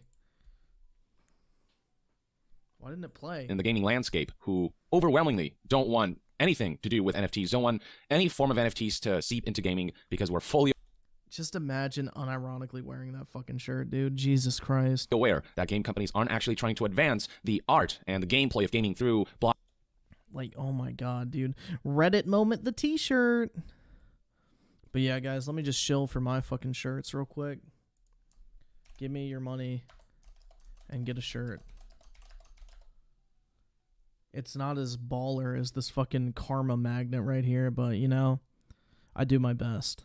blockchain and NFTs, but rather they're trying to capitalize on the technology and the scheme as an additional form of monetization. NFTs are becoming more and more of a risk and liability for game companies and entities who seek to pursue NFTs due to how awful and bad and overwhelming and massive the backlash can get when an NFT endeavor is announced. Recently, 3 gaming-related NFTs have been forced to either shut down or backpedal or apologize. Let's start with Team17. This is the publisher of the Worms franchise and IP. And recently, on January 31st, 2022, they announced what they called environmentally friendly Worms NFTs. Scrolling down, we can find all of the relevant information, like how these NFTs would be limited editions. It's all about the FOMO and the artificial scarcity. That's how these NFT schemes are pushed forward. They express little Bro, how is it a fucking scheme? You literally know what the fuck you're wasting your money on. Who gives a shit? concern for the negative environmental impact that NFTs have, which provide nothing new. It's just a buzzword to push schemes that have already existed, just disguise this something new and something trendy when it really isn't, when much of what the gaming industry is presenting in terms of what NFTs will pave the road for is already possible with existing technology that doesn't require environmentally harmful and wasteful NFTs. And this publisher set up a whole website alongside a MetaWorms Discord, where one of the channels is a roadmap channel, and in that channel you'll find a post saying, do a roadmap. So part of this roadmap involves actually coming up with a roadmap in the first place, and then you've got other channels like NFT discussion, speculation, shilling channel, all of which at the time of this article's writing were empty. Clearly it is early days, which really highlights the lack of interest from Worms fans and the gaming community as a whole. Now, it was related in this article that Eurogamer learned that the team... Bro, I may be off base here, but is there actually such a thing as a Worms fan? Because I've never fucking heard of this shit before, dude. What the fuck is Worms? Teams under Team17, the publishing company, many of them were not even aware of this pursuit and endeavor and plans for NFTs and were not happy about the announcement. Several teams within Team17 had no knowledge of its controversial plans to launch a range of collectible Worms NFTs. Others within Team17 were aware of the NFT collaboration after the deal was signed and voiced their disapproval of it, only for it to be announced anyway. Now, when Team17 was reached out by Eurogamer to comment on any of this, here's what they said. Team17 is licensing the Worms brand to our newest third-party partner so they can produce collectible digital artwork based on one of the most beloved IPs in indie games in a similar way to already available physical merchandise. Nowhere close to comparable. Physical merchandise actually has practical applications, be it, wearable merchandise that can serve as clothes or art or... Bro, the only thing this serves as is, like, fucking the ultimate birth control. Just the collectibles that can, look behind me, serve as decoration, and unlike... The fucking wall of fucking cheap Chinese crap. Yeah, dude, it has real utility, guys. Trust me. This fucking Last of Us 2 statue and Goomba plushie really are just a waste of fucking money, dude. They serve as decorations. And they make sure that no woman will ever breach these walls. Digital NFTs whose scarcity is only artificial. With physical goods, there is actually only so many of a physical good you can produce. There is actual scarcity involved. And physical goods can't just be copied and pasted by anyone like you can with digital media that you allegedly own based on some digital ledger, based on some digital receipt. Now, Team17 conveyed that they have no plans to introduce NFTs or play-to-earn NFT mechanics into any of its indie game label titles for now. Technically, bro, you could use an NFT as decorations. Just get a bunch of, like, fucking TVs and project it up there. There you go. There's your decoration. So technically an NFT could be decoration. If you think this is something they wouldn't contemplate down the line when NFTs become more normalized, you're kidding yourself. So here's what the MetaWorms NFTs website looks like. It's metaworms.com/.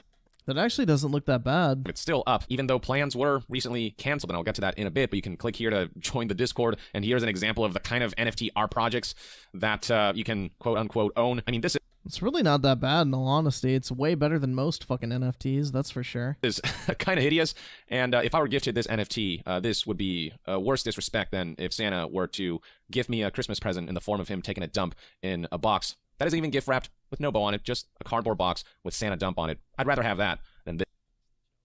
Wow, dude, you're so fucking funny. This. Was that an attempt at humor by Yongbot? Yongbot has comedy module installed. Like, what the fuck was that shit, dude? Santa left a dump in a cardboard box with no bow. At least there's a good story to tell there. Now, I mentioned that Team17 ultimately canceled their NFT plans, and that, of course, had to do with how bad the backlash got, but not just from the community, but also from the developers who are under the Team17 umbrella, because many of them weren't even made aware of this, and those who were aware expressed their disapproval, but Team17 went ahead with it anyway. So here's what Eurogamer reported. Developers of Team17 published games slam Worms NFT plans, and embedded in the article are various tweets that were sent out by the various developers that have worked with Team17. So, for example... Yo, I'd rather have Santa take a dump on my chest than almost anything, bruh. Come on now, that's a dream come true right there. Here we have Overcooked's official Twitter page, and their message reads, "Hey there, we at Ghost Town Games just wanted to reassure you all that Overcooked and any future games will never engage with NFTs. Oh my god, dude, Reddit moment, Reddit moment, Reddit moment. We hear you, Reddit. Obviously, with the publisher coming out with these NFTs, it could be misinterpreted as all the developers underneath that publisher potentially paving the road to NFT scams, but the developers of Overcooked Ghost Town Games wanted to reassure that we are no part of this, we do not approve of this, and we will not partake in the scheme that our publisher is partaking in. We don't support NFTs. We think they carry too great an environmental and social cost." What social cost?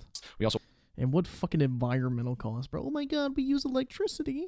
want to ask folks to be kind Y'all used fucking electricity to make your fucking video game. when voicing their concerns. Didn't seem too concerned about it then. Their friendly neighborhood community managers. Basically, a lot of community managers across various studios under Team 17 were likely getting hate, were likely getting criticism, but the community managers likely didn't know about Team 17's plans, and even if they did, they're just the messengers, so hating them and sending hate their way, and any kind of like toxic vitriolic hate for that matter, it's just, that's just not acceptable. Here we have Aggro Crab Games, who were even more aggressive with their messaging, starting with a sigh. There's a collective sigh across the entire gaming community, we feel ya, and then said, "We at Aggro Crab condemn Team 17's decision to produce and engage with NFTs." Just Why does he sound so fucking excited, bro? directly calling out the publisher and saying, "No, this is wrong. We believe NFTs cannot be environmentally friendly or useful and really are just an overall effing grift. Please do not harass employees at Team 17 And video games aren't, bro. or the devs under their umbrella, as this decision seems to have taken everyone off guard and likely came from the very top. Indeed, blame the executives, the decision makers behind Team 17 who made this decision without telling seemingly most people at the company, most of their partners and developers and studios and teams. And Aggro Crab make their stance even clearer by stating, needless to say, we will not be working with Team 17 on further titles and encourage other indie developers to do the same unless their decision is reversed. I freaking hate it here. Nick. I'm gonna ask you guys a question. What the fuck is Aggro Crab Games? Like, what the fuck is that shit? Hold on, let me look this up. Aggro Crab Games. What games have they made? Aggro Crab. Going Under. Internships are heck. Oh my, bro, y'all need to take a look at this fucking website. Holy shit, this is cringy. Holy fuck, dude. This is like literally the fucking I'm a quirky indie dev template. Your indie darlings, indie darling. Aggro Crab is an indie studio based in Seattle, Washington. Red flag. We launched Going Under, a third-person roguelike about exploring dungeons themed around failed tech startup ideas. Look at this shit, bro. Product not yet rated.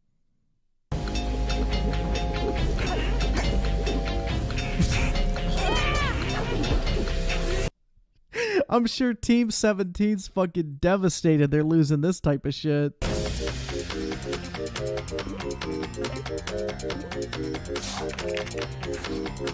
Welcome to your new internship.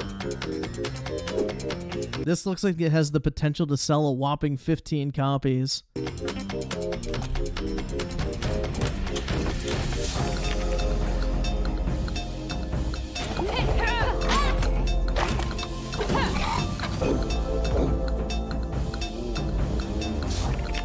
But yeah, anyway, who are we? Like, look at this shit, bruh. These are the two fucking people in the tweet. What the fuck? Bro, this is so fucking cringe. I don't know, man.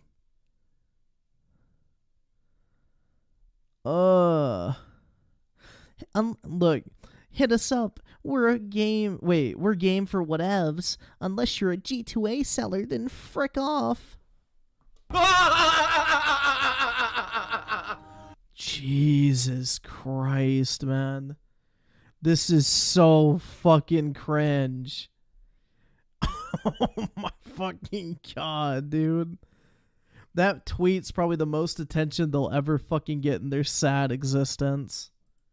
And Kalen, this post garnered over 100,000 likes. It went viral because this was such a strong stance against Team 17, calling them out by name, condemning them, and then saying, hey. Yeah, bro, that'd be the perfect acquisition for fucking Sony. Facts, man. That would 100% counter the Activision Blizzard acquisition. Hands down. This is where we draw an ultimatum. We will not work with you if you don't retract this crappy scam. And finally, we have Platonic, the developers of Ukulele, who tweeted the following message, and you can see what that looks like here. It reads, to our community, we have no interest in utilizing NFTs in any aspect of our business now or in the future, nor do we endorse the use of NFTs in the wider world. In light of this, please be respectful when engaging with staff and community managers unwittingly affected by NFT announcements. Bro, all this type of shit makes me want NFTs to blow the fuck up. And all just to spite these motherfuckers. Like, I'll probably never buy an NFT. But personally, I hope NFTs become huge. Just to make all these motherfuckers look like complete ass clowns. Announcements once again reinforce. And we'll see how quickly they all jump on the fucking NFT craze if it ever gets huge. To keep in mind that most people in Team 17 and across the various development teams just straight up didn't know about this, didn't know this announcement was going to happen, and feel pretty screwed over by this, as obviously the negative optics surrounding Team 17's NFT endeavors can trickle down to all the people who didn't even have any influence in these plans, who didn't know. But yeah, suffice to say that the backlash got pretty severe, and this made plenty of headlines, especially with the developers underneath the publisher just revolting and speaking out, and it didn't take long for the Worms publisher for Team 17 to ditch the NFT scam after only 24 hours. They published a tweet where they just straight up said, we're not going to do this, we have listened, or whatever bullshit. Team 17 is today announcing an end to the Meta Worms NFT project. We have listened to our Teamsters, development partners, and our games communities, and the concerns they've expressed, and have therefore taken the decision to take a step back from the NFT space. On one hand, yes, this is a positive development, but on the other hand, at this stage, you should have known better. There have been plenty of instances of game companies having to retract their NFT endeavors. Bro, I don't know how to make NFTs. And I have zero artistic, whatever the fuck you want to call it, talent for drawing and creating digital art. So me creating an NFT would probably be one of the most lazy, non-effort filled endeavors I think I could ever go on. Like, we're talking about some basic ass shit, and maybe that would look fucking awful, but who knows? Maybe I'll do one. I gotta figure out how the fuck you even make an NFT, because I have no clue.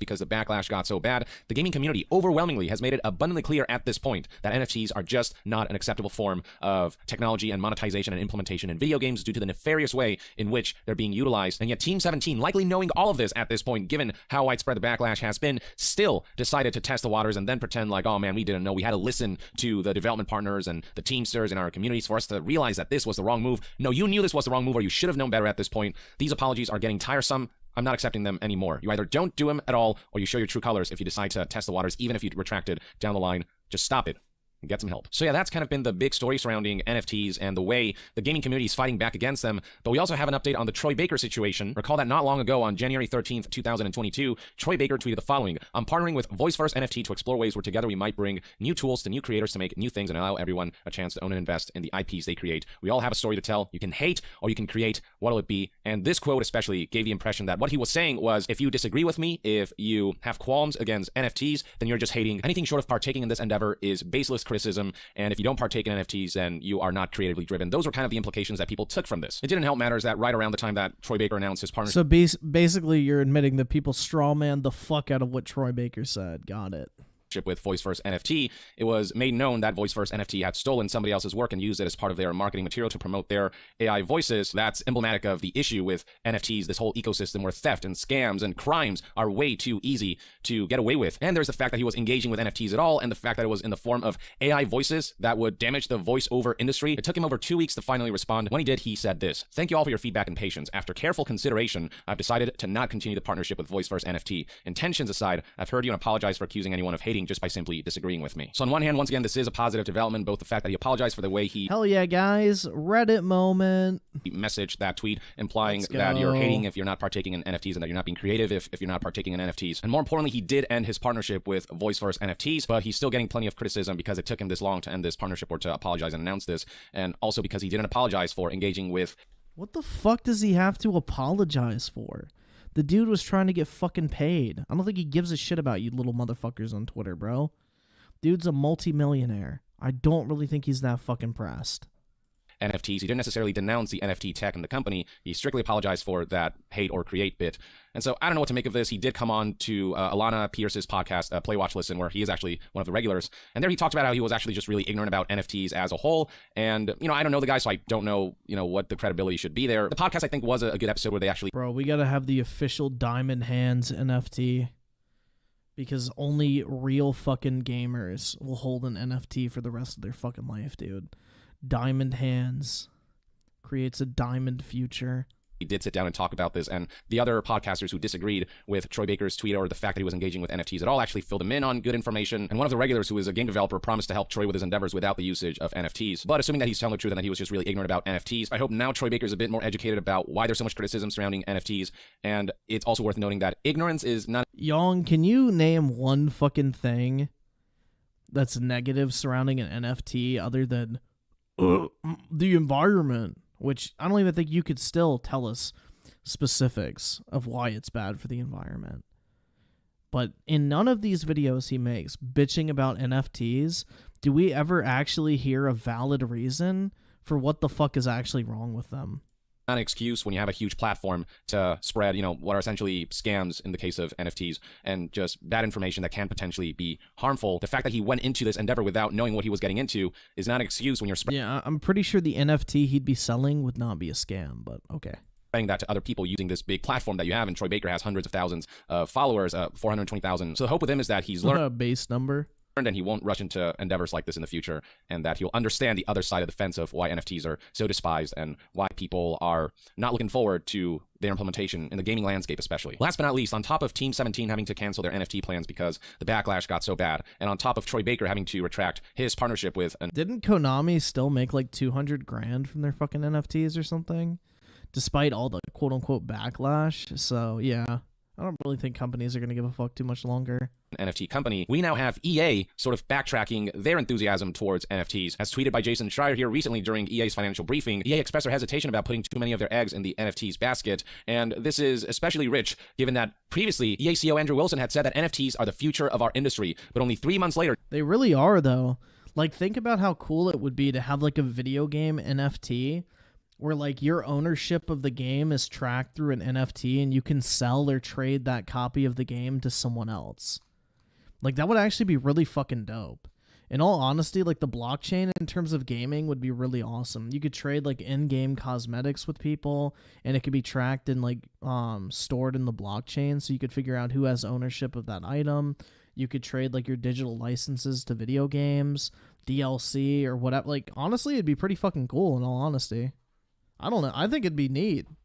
I think it has a lot of potential in the gaming industry. It's just people are too fucking retarded to actually see it. They're like, oh my god, microtransactions. Ah. Like, I don't fucking know, dude. Nah, the only NFT I'd probably buy is a Pokemon NFT.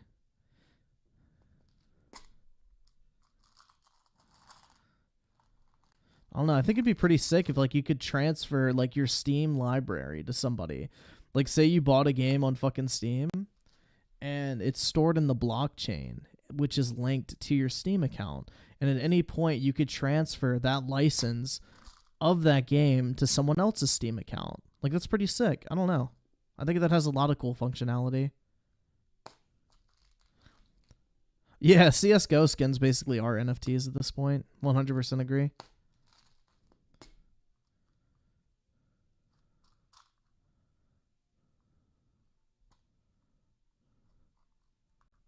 I don't know. Personally, I think that'd be pretty cool.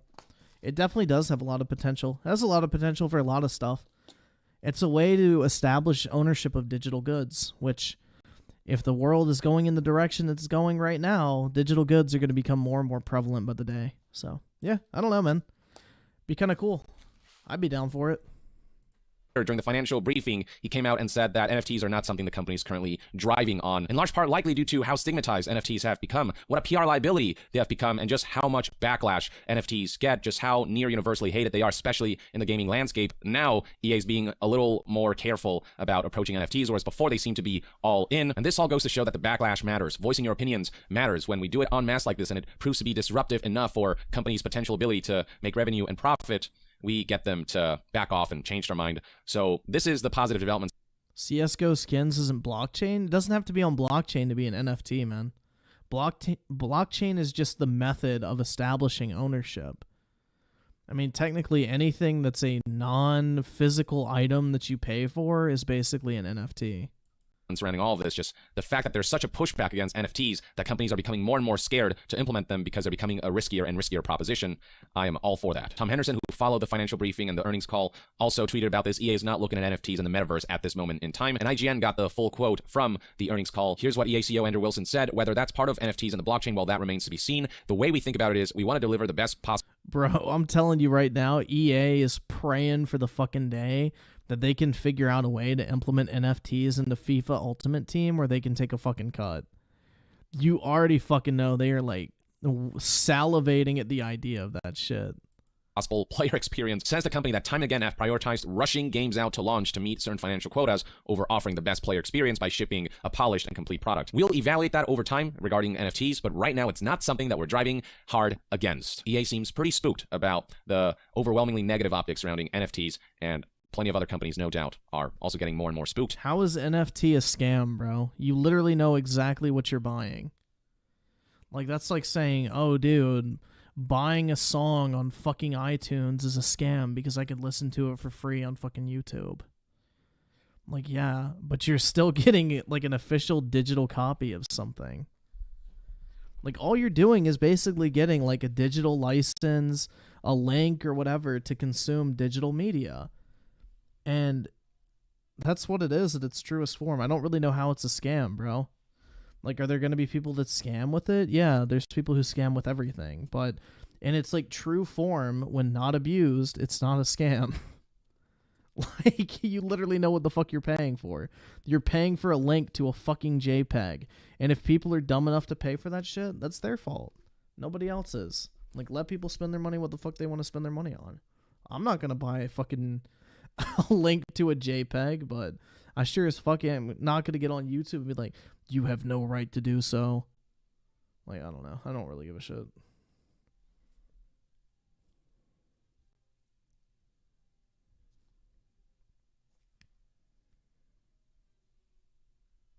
You can screenshot it? Well, dude, I can download any fucking song off the internet I want. Doesn't mean that buying music is fucking stupid.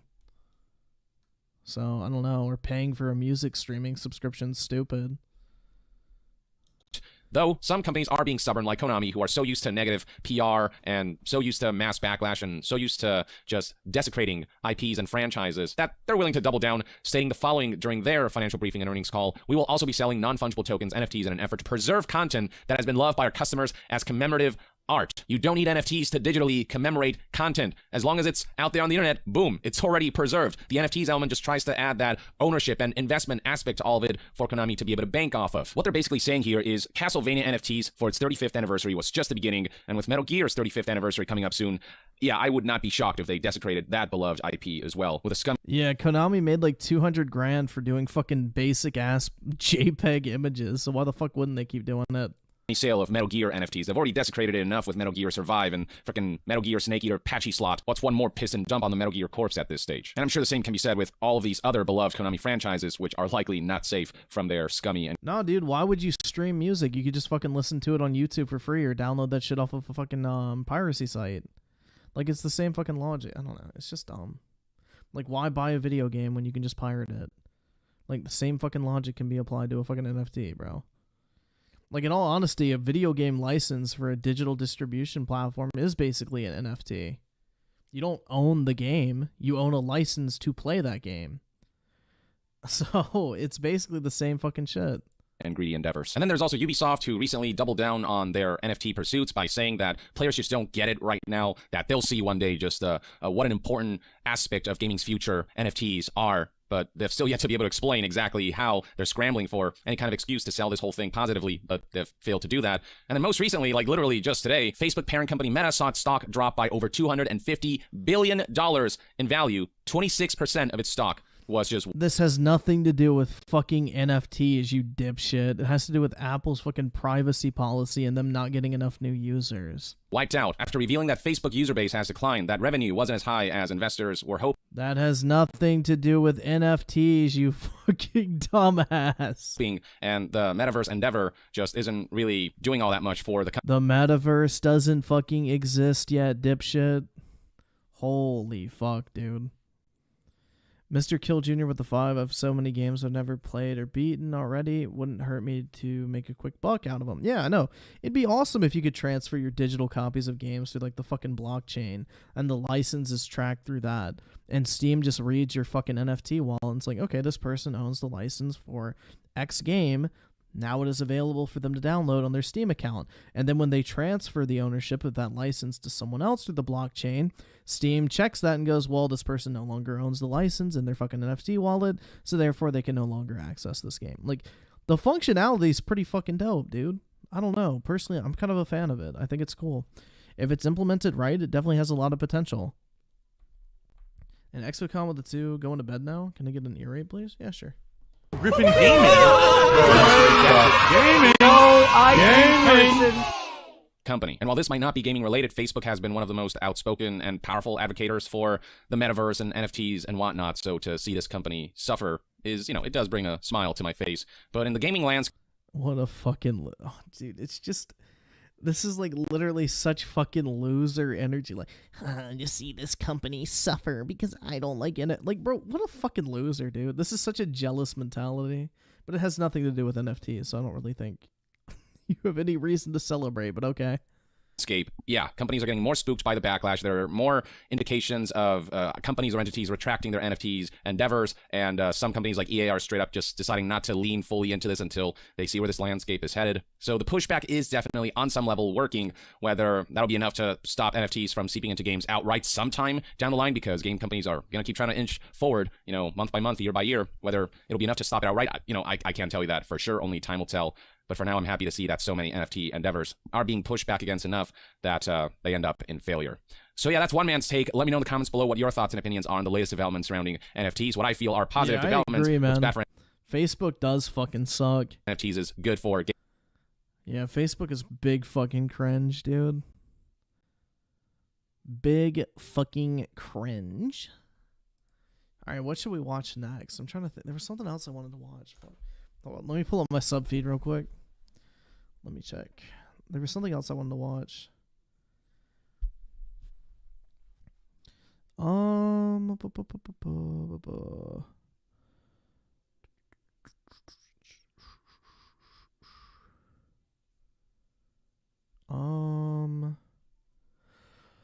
Fuck. Where was it? Dude, I can never find anything I'm looking. Like, I swear to God, YouTube changes your sub feed every fucking time you open it. Like, most of the shit just doesn't even fucking show up.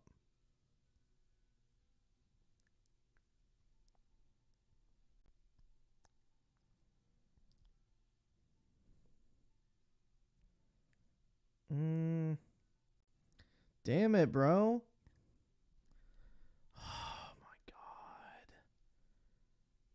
Why can I never find this shit?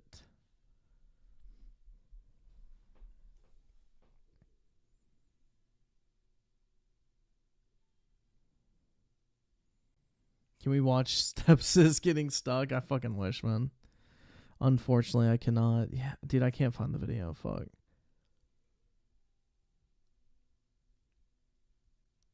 R.I.P. the dream, man. R.I.P. the fucking dream.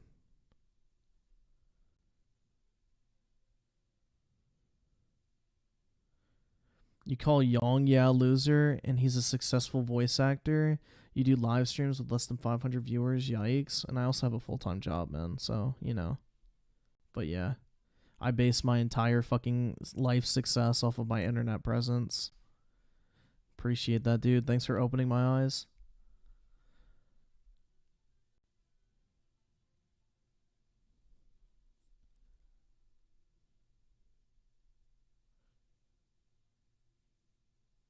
Let's see.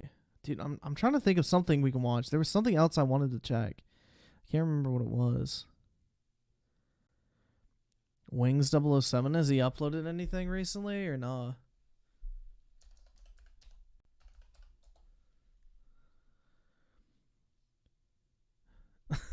Wait, what the fuck? Wings of Redemption says he hates his fans after receiving 2,500 and don't. Bro, is that actually fucking real?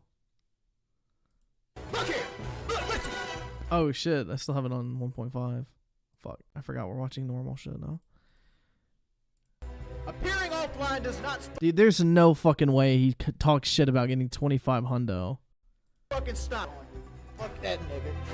Fuck you, my lord. Fuck you. I cut child pornography up around 12. Oh my fucking Whatever. I hope your family dies in an automobile wreck, nigga. I did say the age of consent should be 12. My life.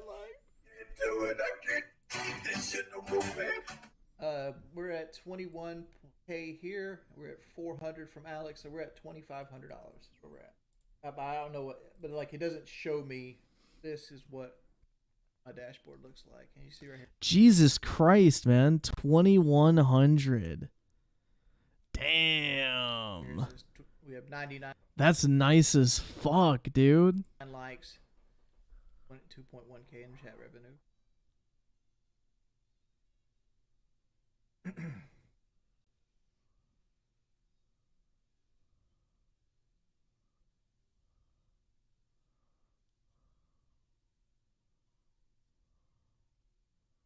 Ooh.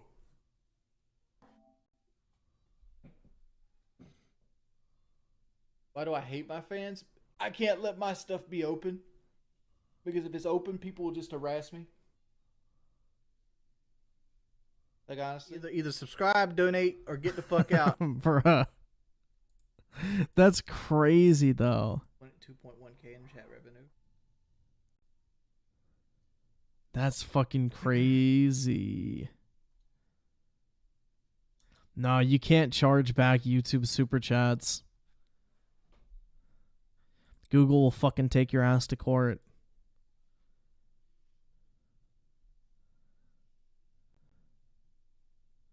Ooh.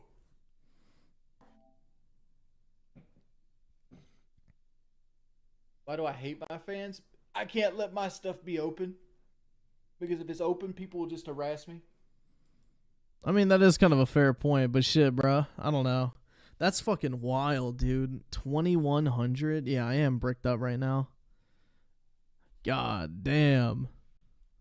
That's nice, bro. Wings has some good supporters. Crucial Black with 2. Oh, yeah, the fucking Adam shit. Hold up. I found an article with it. Let me copy that real quick. I think it's a fucking TikTok video, not a Twitter one. So hopefully this will play in browser.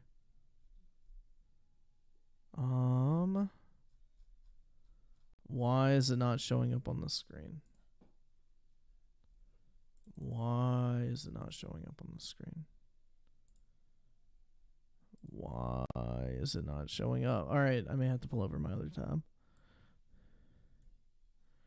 There we go. So I've been thinking a lot about how Microsoft just bought Activision, one of the world's largest video game publishers, and I think that news is a lot more frightening than most people realize. Like, I see people worrying, oh, what if they make Call of Duty an Xbox exclusive? But that's not the issue. The issue is that already using TikTok is kind of a fucking L. Microsoft can use Activision to undercut the rest of the entire video game industry and build a monopoly. See, oh my god. Most publishers sell their games for... You mean like Sony could fucking use Spider-Man to undercut the entire fucking video game industry and build a monopoly? $60 or $70, which they have to do. Like Nintendo could fucking undercut the entire video game industry and then like, you know, create a monopoly on handheld consoles. Oh wait, we don't fucking care about that one. Because the games cost hundreds of millions of dollars to make and years of effort. But Microsoft has recently disrupted that strategy by introducing a service called Game Pass, where you can... No, they did not disrupt that at all, bro. The game still costs just as much to fucking develop and just as long to develop, but okay. Get hundreds of games for just $9.99 a month. And now they're buying up game publishers so they can put their games on the service. Yeah, they still have to pay to have those games developed, bro. Microsoft has bought so many game studios that they now own Doom, Wolfenstein, Quake, Halo, Call of Duty, Elder Scrolls Fallout. Yeah, like 3 of those are completely fucking irrelevant, bro. Diablo, Hearthstone, Overwatch, StarCraft. Who fucking cares about Hearthstone? Warcraft, World of Warcraft, Psychonauts, Guitar Hero, Dishonored, Minecraft, Gears of War, Tony Hawk, and Zork. Remember Zork? It doesn't matter if Call of Duty is also available on PlayStation if you can get it for $9.99 instead of $70 and get hundreds of other games too. That's what you're going to do. The deal is just too good to pass up. Then maybe Sony should put Game Pass on PlayStation, which I'm sure Microsoft would be happy to do. Now I can hear what you're going to say next. You're saying Sony and Nintendo just need to make their own Game Pass competitors. No, they just need to allow Microsoft to put Game Pass on their platforms. And make their own games, $9.99 a month. Here's the problem. I don't think they can do that. I think Microsoft is taking a massive loss on Game Pass, and they're able to do that because they are literally 10 times bigger than Sony and Nintendo combined. Nintendo makes video games and playing cards. Sony makes video games and headphones. Microsoft makes video games, the operating system that every computer in the world runs on, and the web services that every website in the world run on. They are one of the biggest companies in the world, and that means that they can use their massive cash reserves to subsidize their video game service forever. Just like Sony did when they created the PlayStation, when they were actually making money in consumer electronics. Wow. It's the Amazon strategy. They can take a loss on every single video game they sell through Game Pass forever until they have wiped out the competition, and Sony and Nintendo cannot do shit about it. Actually, I should say I think Nintendo will be fine, because Nintendo has Mario and Zelda, and everyone loves Mario and Zelda, but I think Sony is fucked. I do not like Zelda. I do like Mario, but just like the spin-off ones. Not the mainline entries. Like Sony can't afford to make the new God of War or Horizon Zero Dawn game just $10. They need those games to be $70 for them to make a profit that year. No, they fucking don't. Whereas Microsoft is able to lose money indefinitely. So indefinitely that they can sell the damn console and Game Pass for just $25 a month. Yeah, but when you add up that subscription revenue, it equals more than the console and Game Pass would have cost separately, so really they're making more money over time. Now that's an amazing deal, but it's one of those deals that we might later say, ooh, that deal was a little bit too good to be true, because it could mean that Microsoft wipes out all the competition in the video game space and then is able to jack the prices up on us and also make games that are a lot worse. And guess what happens when they do that? People stop paying for the games, and Microsoft takes a fat fucking L. So they have zero fucking motivation to do so. And let's not forget that all this consolidation naturally is going to lead to layoffs and worse conditions for workers. Oh no.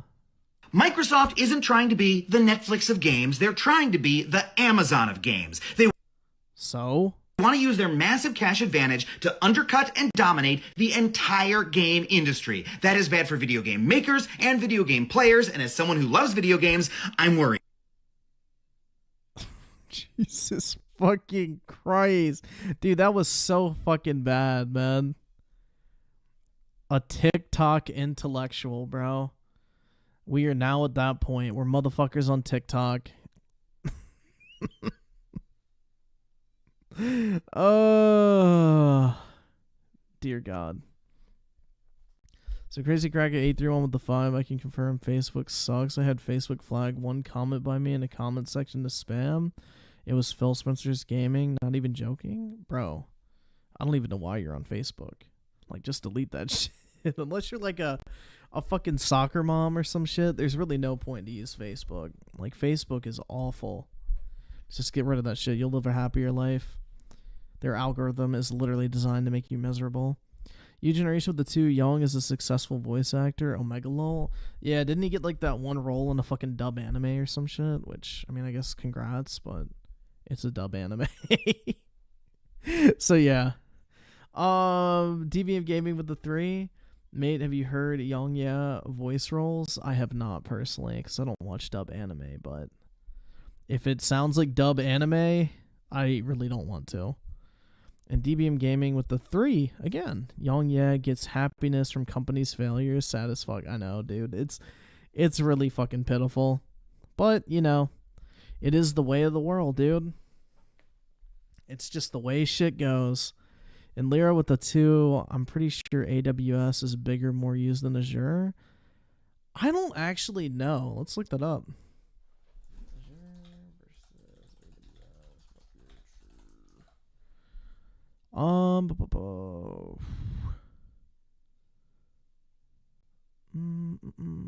AWS. So Azure. Why can they just not show the fucking? Hold up. This does not tell you the market share. So yeah, AWS controls 32% of the entire market. Azure takes second place with 21%, and Google Cloud with 8%. But yeah, Microsoft's, I'm pretty sure, is growing extremely rapidly. So I think they're going to overtake Amazon in the next few years because it's much cheaper and more reliable.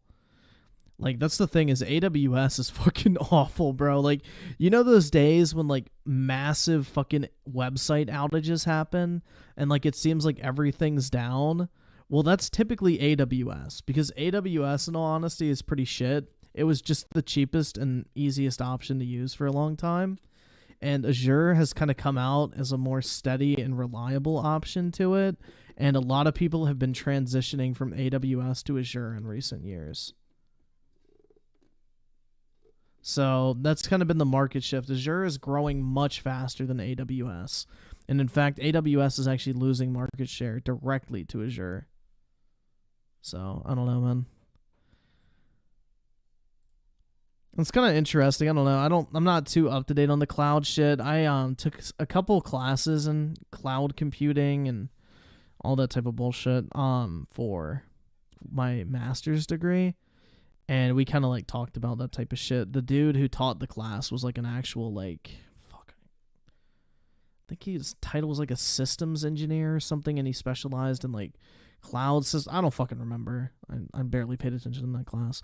But anyway, basically that was his job, and he went on, like, this whole fucking rant about how much he hates AWS, and he's glad that all of his clients are moving over to Azure, and he can't fucking stress enough how much he's ready to get the fuck off of AWS, and he's thinking about dropping clients because he doesn't want to fucking work with it anymore. I don't know, man. Like, he used to go on these massive rants about how much he fucking hated AWS, because AWS has this education program that the school I went to used, so we had to use AWS for, like, teaching purposes, and, like, every day people would have fucking issues with it, and he goes, this fucking shitty, like, dude, he used to, like, literally go on these massive rants about it, like, full no bars held. This dude was, like, cussing at shit, getting pissed because people couldn't get into it or whatever, or one time it went down when we had class and he couldn't fucking do anything, so he got really mad. But yeah, I don't know. It's kind of funny. But yeah, there's AWS is, like, the cheaper, older option, where Azure is, like, the better, more stable but newer option. So people need to fucking transfer over to it. I don't know. I don't fucking know, dude. All Microsoft products are good except Teams. That thing give me. I don't know. I actually like Teams. Teams is pretty easy. I don't know.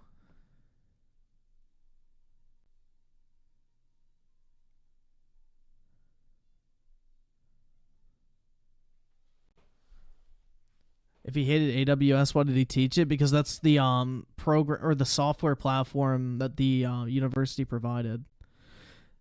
So, like, he said that he didn't really have a choice because he just was teaching the class. There was another professor that was, like, the head. So the way a lot of college classes work is there's, like, one professor that writes the class, and then there's multiple professors underneath them that teach that class. So my professor was one of those teachers that taught the class, not the one who wrote the class. So the person who made the class basically decided they were going to teach it in AWS, and that's why. Oh yeah, dude, Teams is way better than fucking Zoom. 100%. I don't know, bro. I don't mind Teams. I use Teams all the fucking time at work. It's not hard to use or difficult. I don't really have issues with it. It's kind of nice. You can tell when people are busy or not. Like, I don't know. It's pretty convenient. And Zier with the 5, hey Griffin, what's up? Also, can we watch the full Bohemian Grove video by itself? We did that. We watched the whole Bohemian Grove video.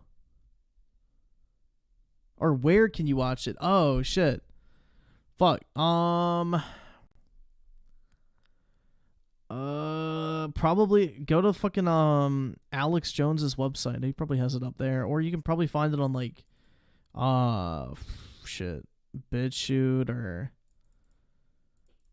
Vimeo or one of those like random video streaming sites. You can find it on YouTube. Somebody probably has the title in their fucking chat or like liked videos or some shit. So somebody can probably help you out with the title, but I don't know where exactly to find it. Somebody sent me the video title and I just copy and pasted it.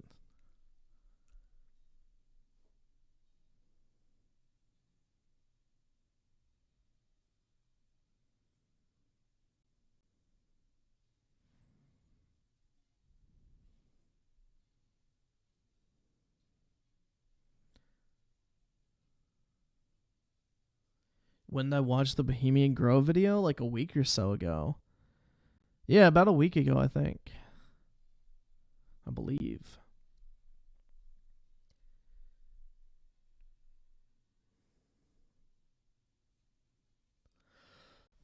Ugh.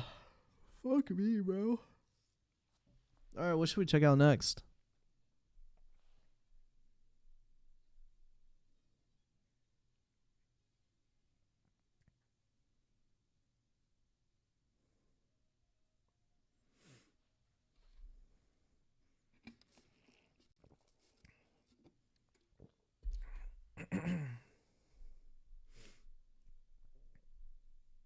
Trying to think, bro. There's not really much going on at the moment. Let's just see if some fucking fanboys have uploaded some shit.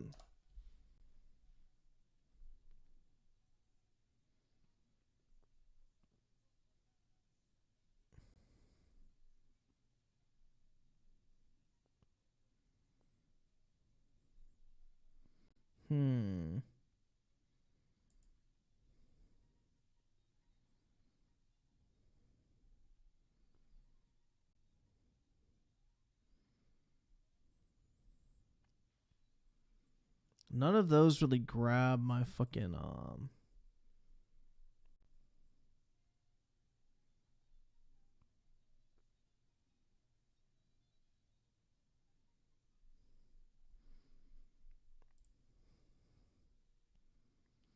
terrible PS5 announcement, else Microsoft win the console wars. All PS5 fans should go to X. Okay. This is too good to fucking ignore.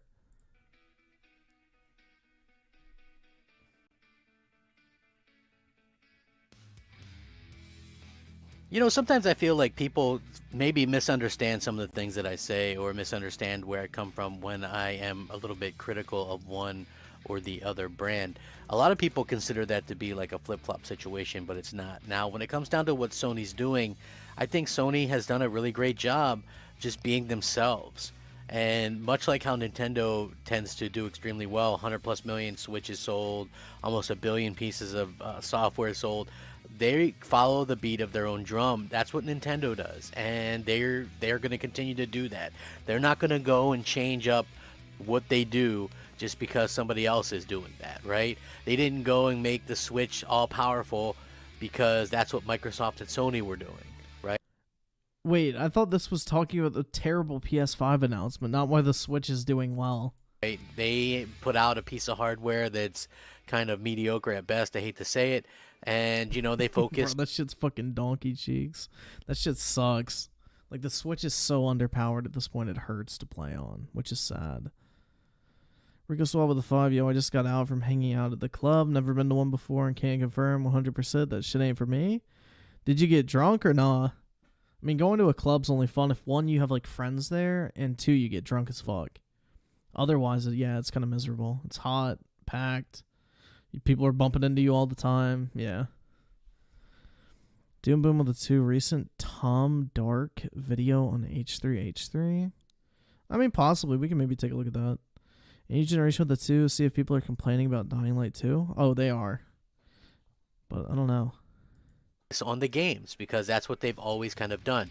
Now, when it comes to Sony, they've been leading the pack for decades. I mean, the PS3 was a bit of a stumble for them, and they recovered.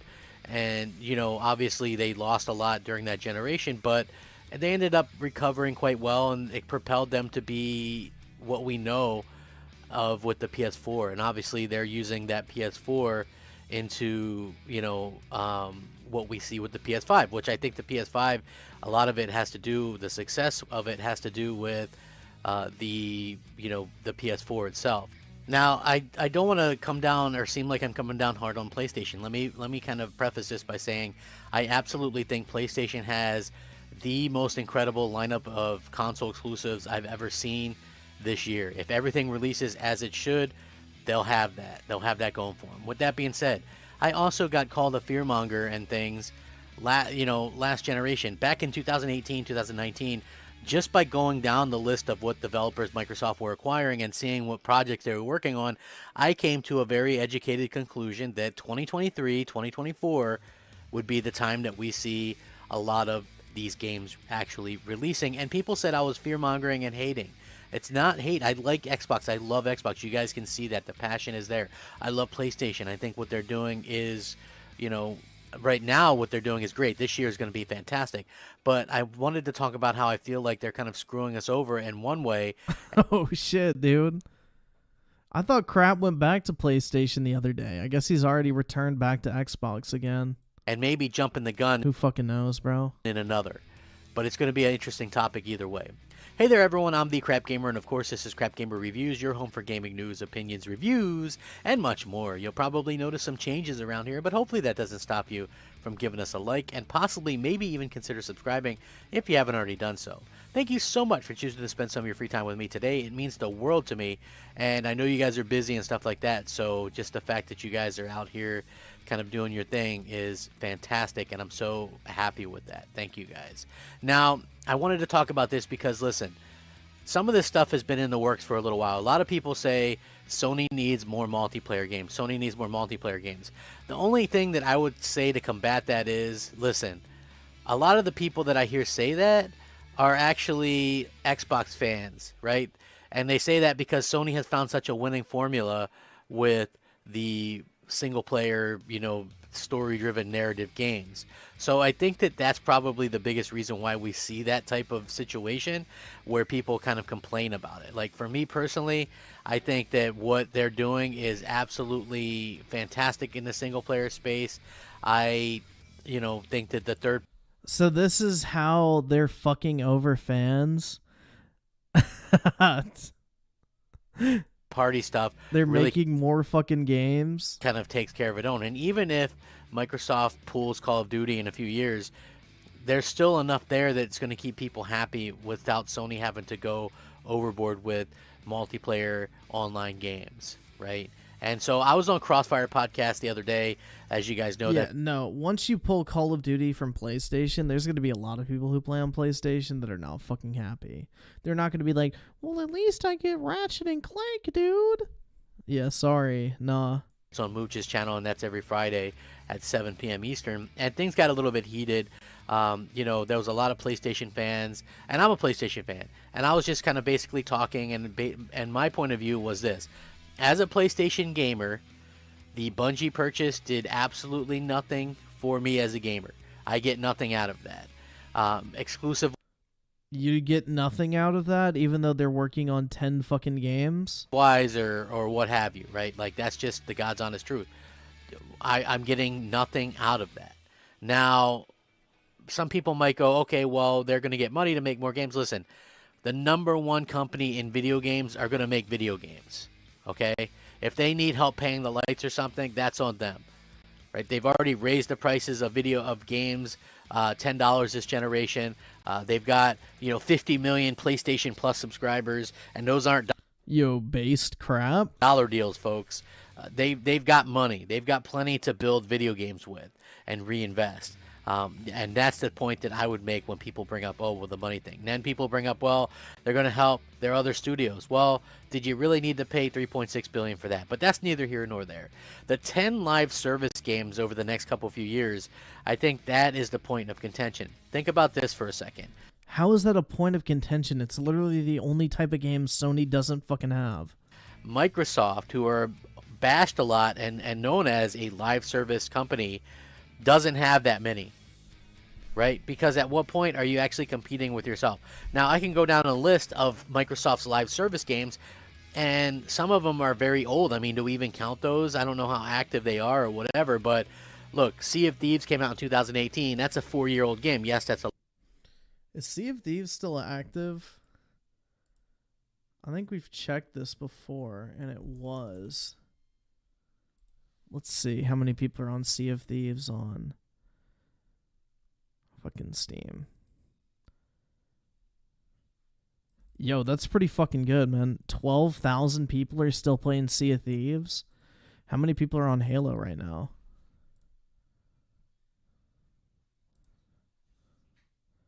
Bro, there are more fucking people playing Sea of Thieves. Yo! No! No! Bro! Alright. Alright, guys. Can we officially fucking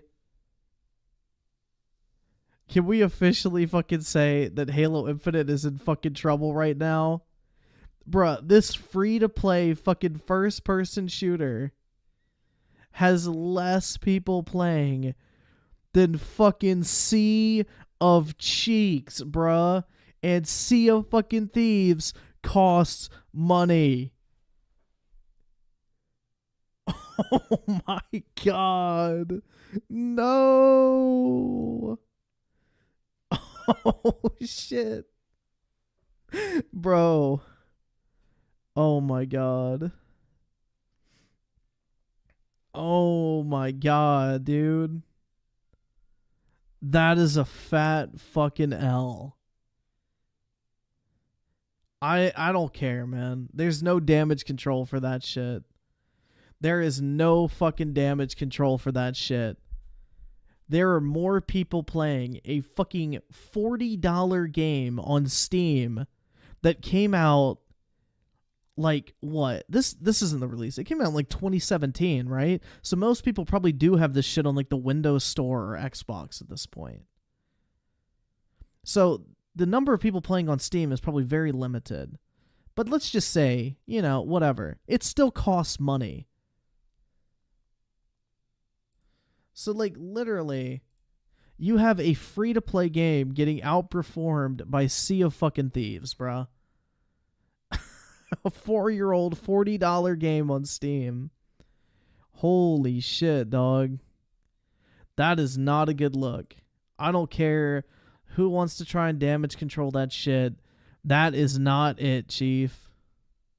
That is not it, Chief. At all.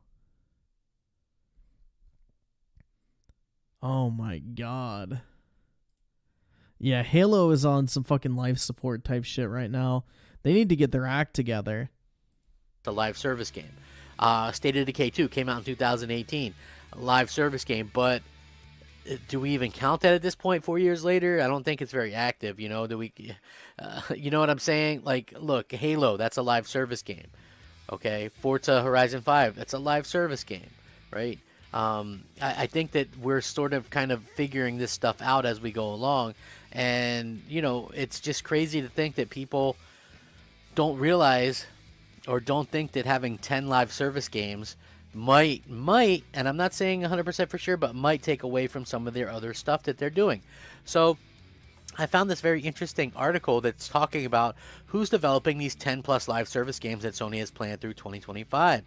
In Sony's most recent earnings call, the company quietly announced an ambitious plan to launch, here's the important thing, more than 10 live service games by fiscal year ending March 31st, 2026.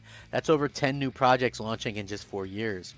Sony recently acquired Bungie, developers one of the most successful live service games in Destiny 2, just days before the earnings call, and will be closely collaborating with Bungie to make sure the expertise and technology... Yeah, I'm pretty sure Forza is a live service game. It gets some content updates. It is developed in the live and it has an online focus to it.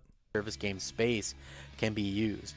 Based on the already existing reports as well as past present job listings, they put together a comprehensive list of 10 developers that studios... Bro, those things literally look like fucking penises. ...will likely be taking on some of the Sony's live service game projects. Naughty Dog, The Last of Us Factions project. The multiplayer spin-off for The Last of Us sequel is still being worked on. According to a recent blog post from Naughty Dog, the developer made the decision not to include factions, the original online game mode, included in the first game, in the sequel back in September 2019. But the blog post 2 years later confirmed that they are still working on it and currently hiring for the project. At the time of writing, there are several multiplayer-oriented jobs at Naughty Dog, including environmental designer, economy designer, system designer, and technical designer. So, dude, if it's the middle of the fucking night and the majority of people aren't fucking on, then why the fuck are the majority of people still on Sea of Thieves then? Your logic makes zero fucking sense, retard. If we're looking at 2 games at the exact same time of fucking day, then their numbers shouldn't matter on what time of day it is, dude. If there's 12,000 people on at 3 a.m. for or 4 a.m. for Sea of Thieves, and there's 11,000 people on at 4 a.m. for Halo, why the fuck does the time matter? There's more people playing Sea of Thieves at this moment than Halo. It's not like I'm pulling the numbers from 9 p.m. yesterday and saying, oh, look, dude, look how many more people are playing Sea of Thieves versus at 4 a.m. today for Halo Infinite. Like, Jesus fucking Christ, dude, keep huffing that copium. It's not going to get better. I promise you.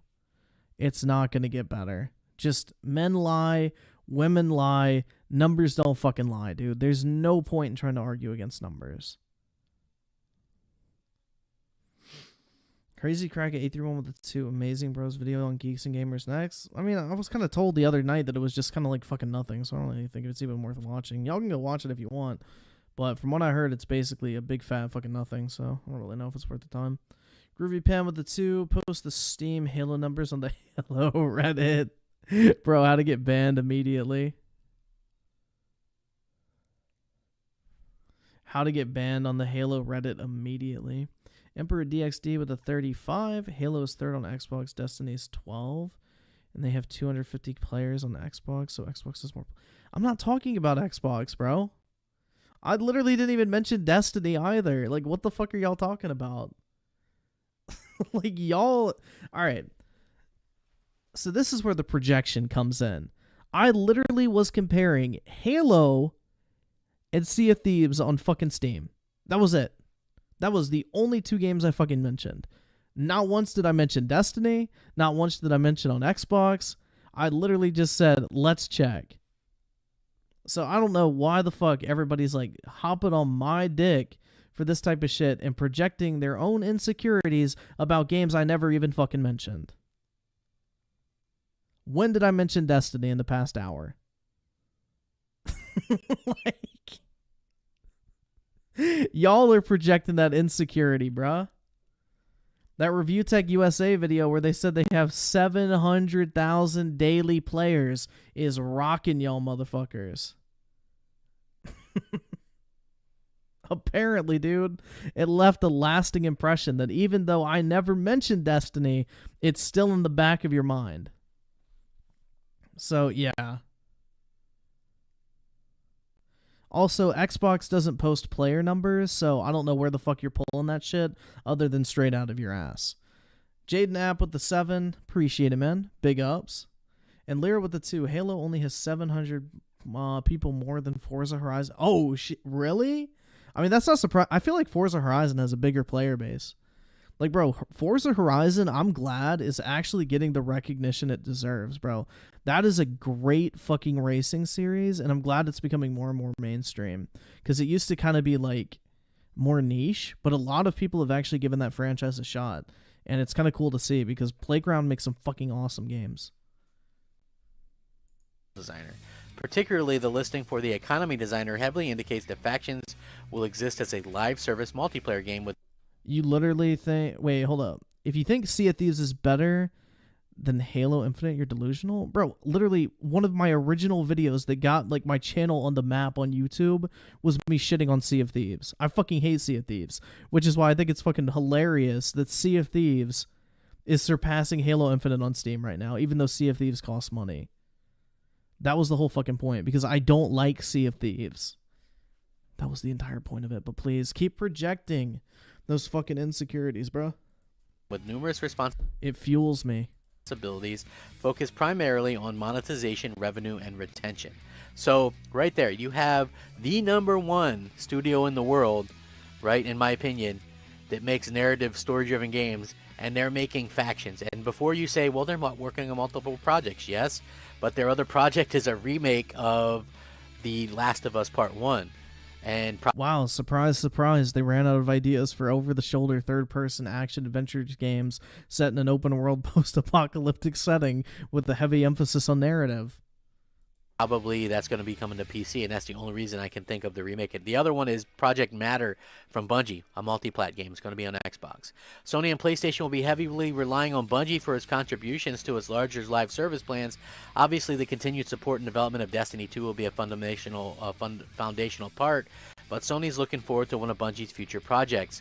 The project goes by the name Project Matter, and dude, I'm telling you, like, these motherfuckers literally have like Halo linked to their sense of self-esteem. And it's actually really fucking funny. Like, bro, it's a video game. Chill the fuck out. To be a competitive Battlefield fucking 5 has more players than Halo.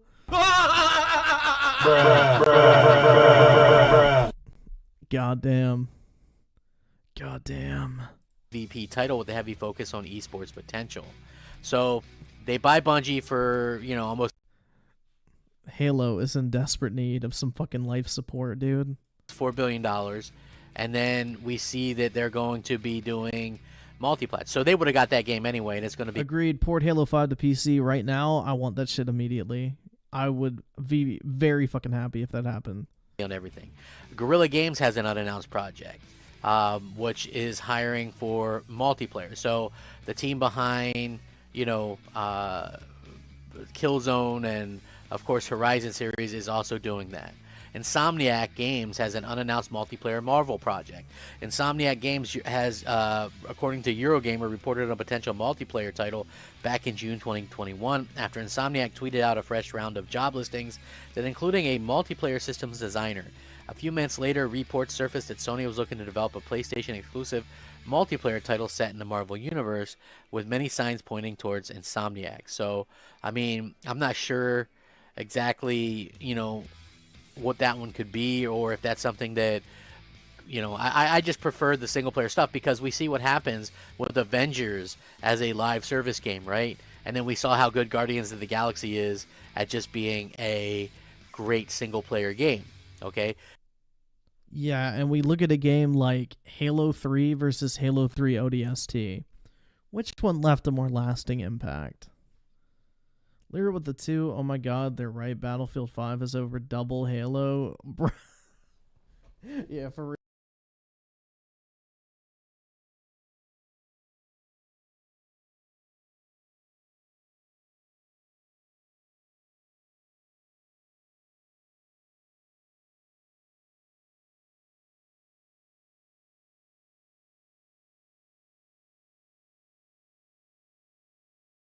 It needs some desperate attention.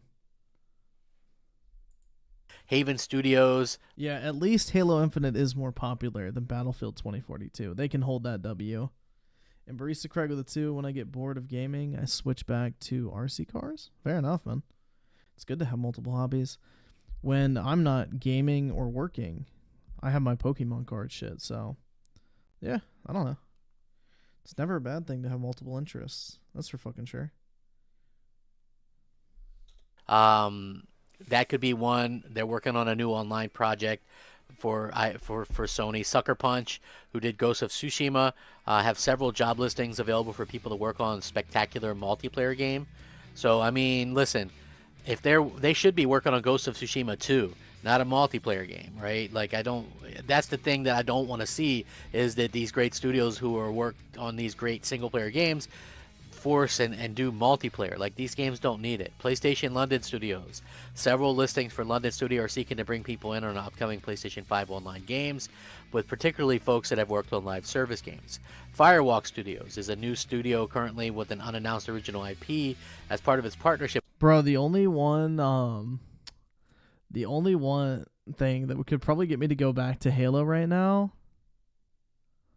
is if they added cat tails to the game to match my cat ears. That's about it, bro. With Sony, it's led by seasoned developers who know and love multiplayer games, and is hiring people with live game experience. This was already developed. Shocked I'm still up, bro. It's the weekend. You know, I don't have to get up in the morning, so there's no big rush for me to go to bed. with former Bungie people in it. Deviation Games is led by former Treyarch chief Jason Blundell, and announced back in 2021 is working on AAA original IP with Sony. The game went into full production starting 2022, and many expect it to be a first-person shooter, but new job listings has released said that it could be an RPG single-player game. Firesprite is reportedly taken over an unannounced Twisted Metal reboot from Lucid Games due to the poor reception of Lucid's Destruction All-Stars. Initial reports from 2021 said that the Twisted Metal reboot would be free-to-play, supported by cosmetic purchases. So that doesn't really say much to me. Like, I don't want to play a free-to-play Twisted Metal. I mean, what if the game's fun? Just the fact that it's free to play makes you not want to fucking play for it, like, or play it, or whatever the fuck. I want to play if I want to play a Twisted Metal game, I want to play a Twisted Metal game, right? Like, this is the thing. I don't want this to end up hurting what's. So you don't like? Why the fuck does it matter how much it costs? If it's a fun game, that's all that fucking matters. Randy G with the 5. Why do you think Halo died so quickly on Steam? Probably just because PC has such a great selection of shooters that it's very easy for them to peak and then people lose interest, even if they're free to play. Because, I mean, if you think about it, like, the amount of shooters on PC is much higher than console. Not to mention that overall, the PC like shooter audience is bigger than any of other platforms. Like, look at CS:GO, bro. That game averages like 800,000 people at all fucking times, dude. That shit's wild. So like, that's the thing you have to realize is a lot of people on Steam have like these games they play, even just on PC. Like, you have CS:GO and Valorant, which are like the two biggest shooters in the world right now, aside from like Call of Duty. Not to mention that, you know, games like Overwatch that are kind of dead on console are still pretty popular on PC. I mean, you just have more selection of shooters on PC. So, yeah, I don't know. Like, the PC audience for shooters is very different than the console audience for shooters. And everybody on PC kind of has that one shooter they always go back to and play. And I think what happened is a ton of people tried out Halo Infinite on Steam, realized it really just wasn't for them. Either it was the lack of content, just the overall gameplay, or whatever, and they just never went back to it. I don't know. There's more options.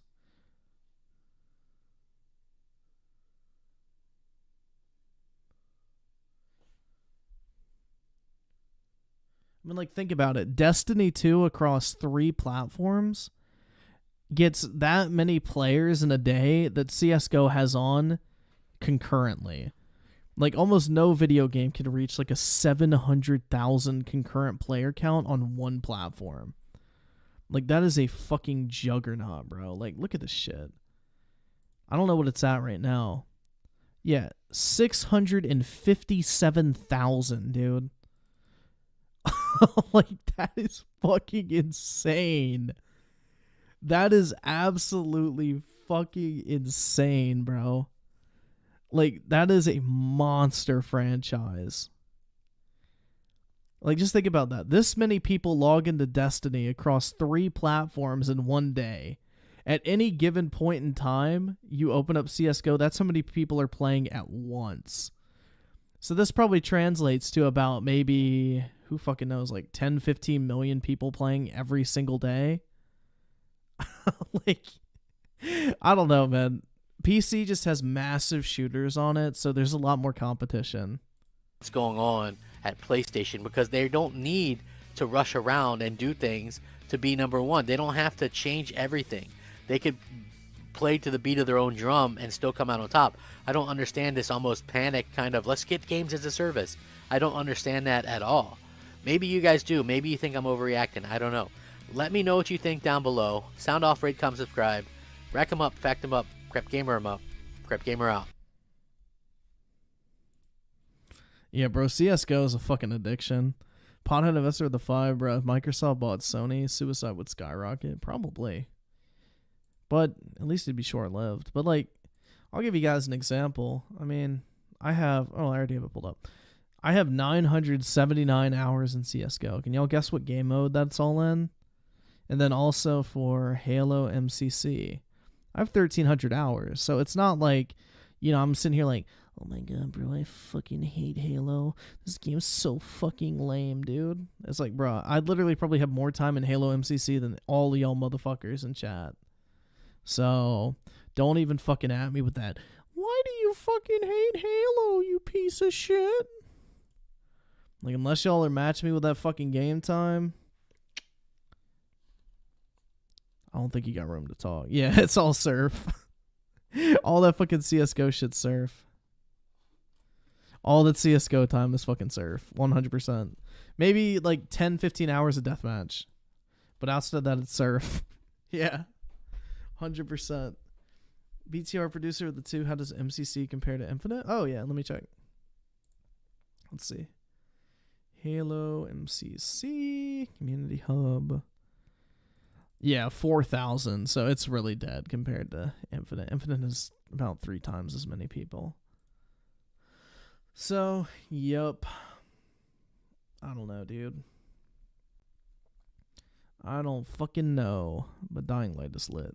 This game is awesome. But yeah, I don't know. It's just kind of funny. Like, motherfuckers are like, you're just hating on Halo. It's like, bro, I literally have fucking 1,300 hours in Halo in the past, like, year. Like, if that's hating Halo, then that's fucking news to me. That's fucking news to me, dude.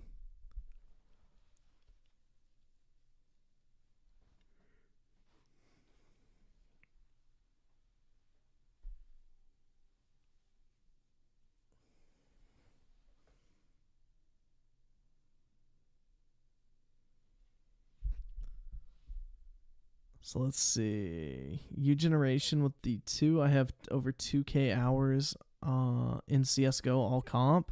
Damn, bro. Very sweaty, I see. Very fucking sweaty. Blake Jones with the 2. Kind of sad I spent 3K hours on Ark. I probably spent that much on Minecraft, to be honest. I've spent an ungodly amount of time in fucking Minecraft, dude.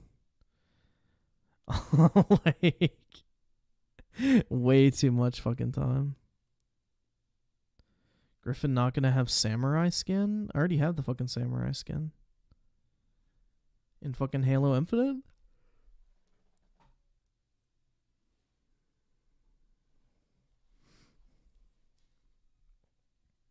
Should I get Dying Light 2 now, Griff, or wait for a patch? Console? Yeah, I have no idea about the console version, bro. I'd watch somebody's like console review. Dying Light 2 has 200K in game. Yo, just let that sink in for a second, okay? Halo Infinite peaked at 250,000 people as a free-to-play game. Think about that for a second. Halo Infinite peaked as a free-to-play game at 250,000. Dying Light 2 is at 200,000 as a $60 game. Like, the other night I mentioned this, that Halo is not as big of a driving force in video games as it used to be. And I think we're starting to see that. Like, that's really fucking impressive for a $60 game, bro. Like, I don't know what the all-time concurrent player count is. Let's see. Let's see.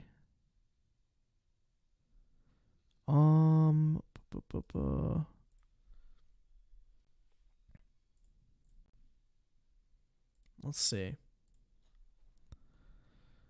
So, Dying Light 2, all-time peak 266. So, what is Halo at?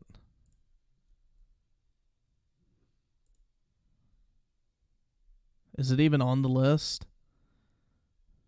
Yeah, what is Valheim? Damn, dude, Valheim's huge. Where is it? Bro, it's lost. Oh my god, bruh.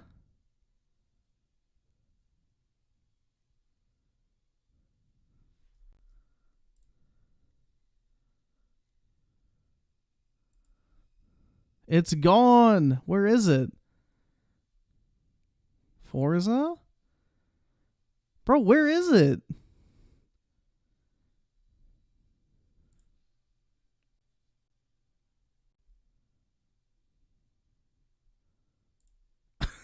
can't find it. Am I blind? Under Fallout 4? Bro, I don't see it.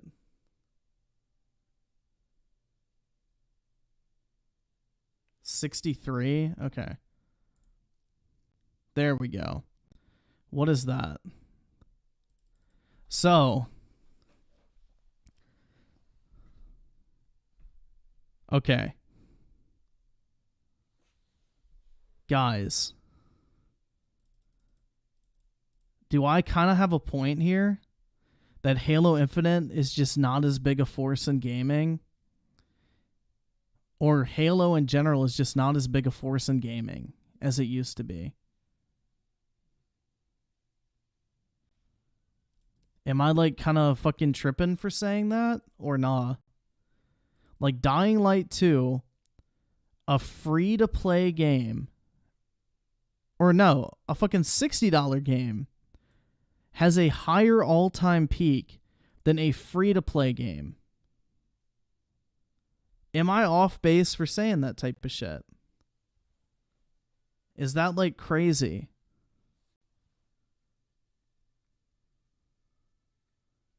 Like 2 new games that released in a couple months of each other. Like, let's do a poll. Okay. So, let's see. Can I do it? Okay, that one ended. All right, so is Halo as big of a force in gaming as it used to be?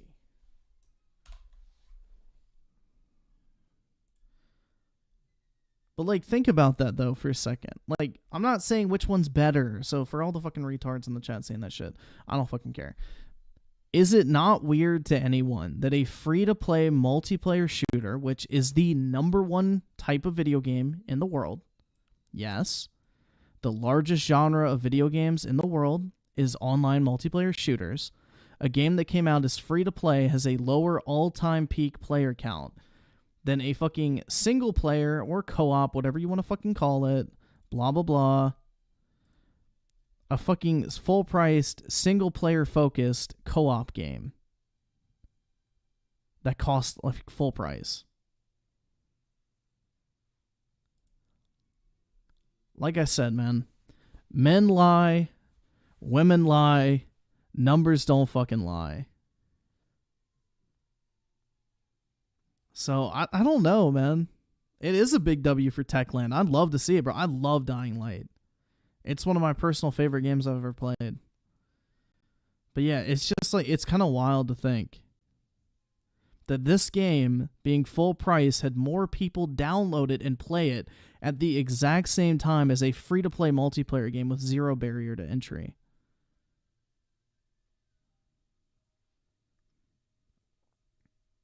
Why Steam numbers? Because Steam numbers are the only numbers that exist for video games. You can't look on PlayStation and see how many people were on at the all-time peak for a PlayStation game on the PlayStation Store. The only objective measure of how many people play a video game is Steam charts, because Steam is the only platform that actually reports it. No one else does, so it's the only number we have to go off of.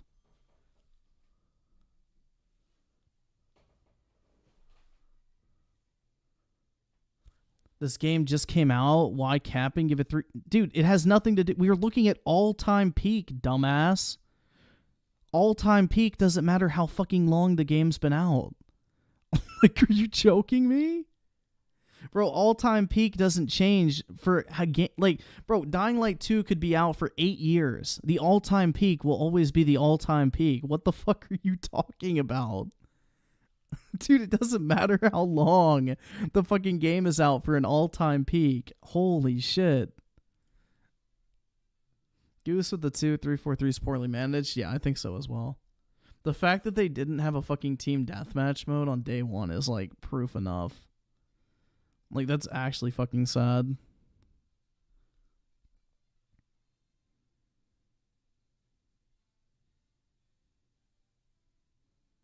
So BTR producer with the 2, what's the all-time peak for MCC?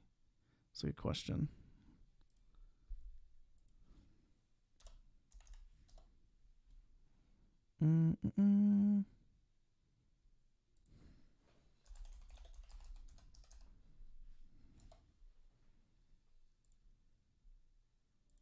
No, it doesn't compare.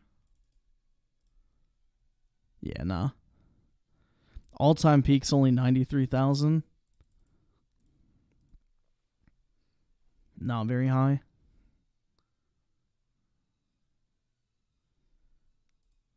But, like, I don't know, man. I don't fucking know. All I do know is Dying Light 2, fucking killing it. Love to fucking see that shit.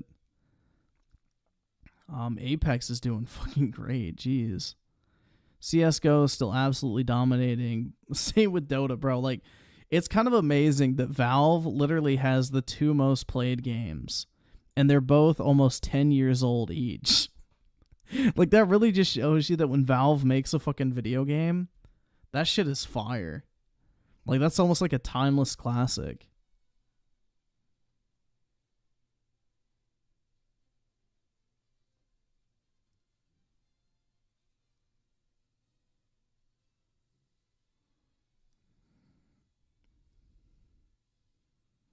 I don't know, man. I think we're at a place where we can safely say that Halo is not this driver of console sales or huge fucking juggernaut in the video game industry. I think Halo has fallen on some very hard times, and they have definitely reached an identity crisis, which is sad, man, because I fucking love the Halo franchise, but they need to do something to revitalize Infinite desperately.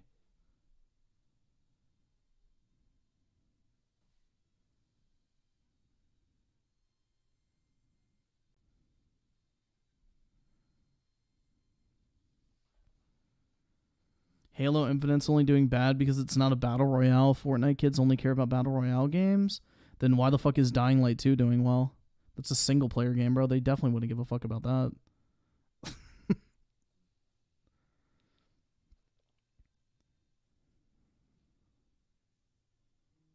Yeah, I think Forza is bigger than Halo now in some regard. You might have a point. Johnny J with the 5. Do you think 343 will be able to make a good shooter if Microsoft gave them a break from Halo? Think it's time for them to pave their own way? Nah, I mean, 343 is literally created to make Halo. I don't think they need to make anything else. They can make a different studio and make games, but 343 needs to make Halo. That's the whole reason it exists. If they want to make another first-person shooter franchise, make a new studio or get another studio to make it. But I think they need to keep their studios on one focused thing until they get it right.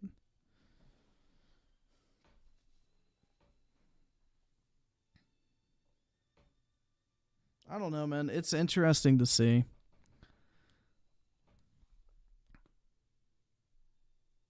Baz Gaming with a 2. Check with Skyrim. I think I still have it pulled out. Yeah, I do. Skyrim. The Skyrim all-time peak is 90,000 for the base game, and special edition is 69,000. So yeah, not too big. I mean, it's respectable, 90,000 for back then was pretty good. I mean, what? 11 years ago, basically, PC gaming was much smaller, so I guess that kind of makes sense. I don't know.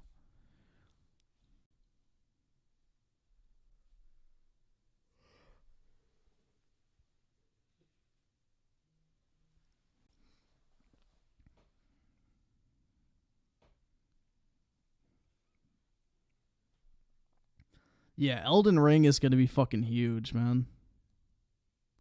Elden Ring is going to be big, but I don't think people are going to forget Dying Light 2. They're 2 very different games.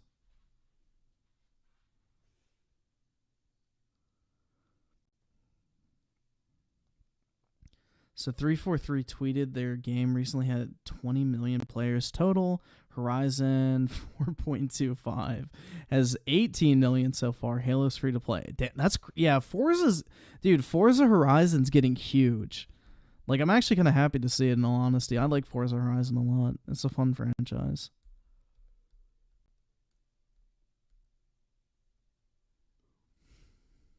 I don't know, man. I don't fucking know.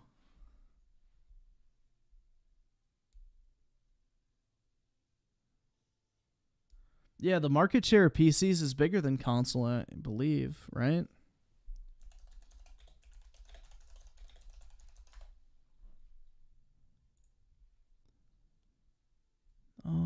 Fuck.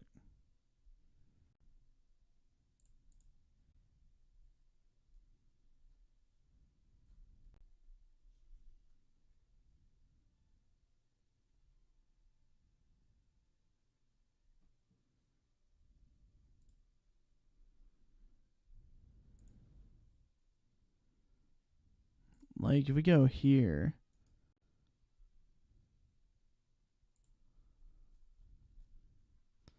Yeah, this is kind of interesting to look at, in all honesty. Like, if we look at this shit.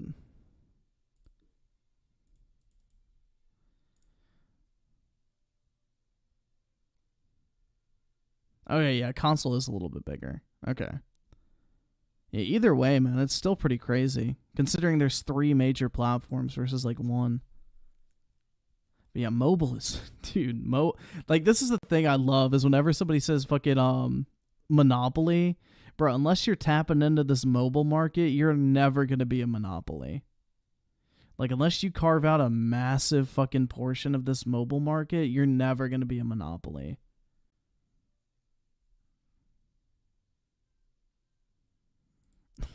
Like, it's pretty crazy. It is pretty wild. So, like, Xbox is like a fraction of this. So anybody crying that, oh my god, it's a monopoly, like, bro, just look at this chart. Until you control mobile and either PC or console, you're not a fucking monopoly. And as long as nobody owns Steam, then Steam basically dominates this shit. And Microsoft really has probably like a little fucking sliver from the Windows Store. Console, they have a little sliver of that because Nintendo and PlayStation dominate that shit. And then cell phone games, bro, literally anyone in their fucking mother's basement can make a cell phone game, so nobody fucking can control that.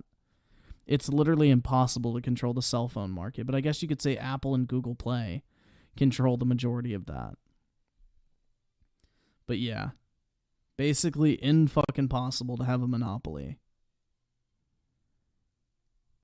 So for all the people crying monopoly, sorry, it's not going to come to fruition. There's no way to look at this and say that Microsoft buying Activision is a fucking monopoly. I don't know, dude.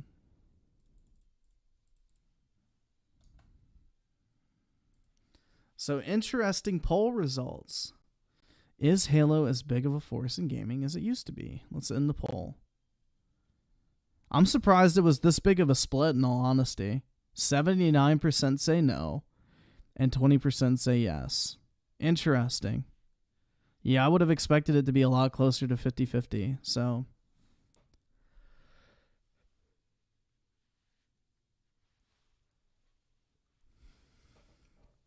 I was expecting that to be a lot closer than it actually was.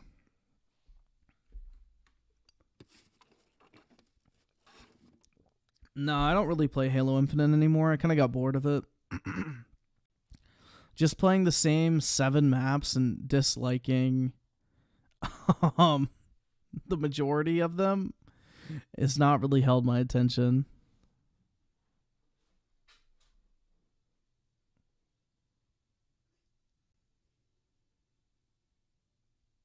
Sony is dead. That's right, bro. They're fucking dead.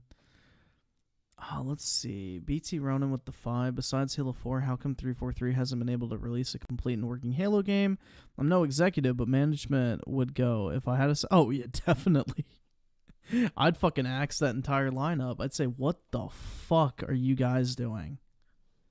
You didn't even release Team Deathmatch on day one. Like, at that point, I'd just fucking fire them, personally, but hey, that's me.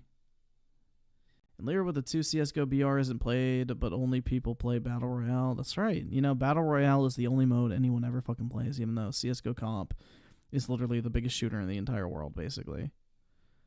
Pothead investor with a 5. When you have thousands of dollars in Steam, you have no reason to leave. Yeah, true.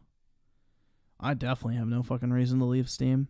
I like Steam a lot, so hey, it is what it is. It is what it is.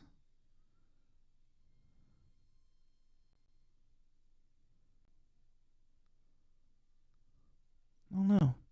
So what should we watch next, guys? What do y'all want to take a look at next? Or we can go ahead and call it for tonight. I don't really care.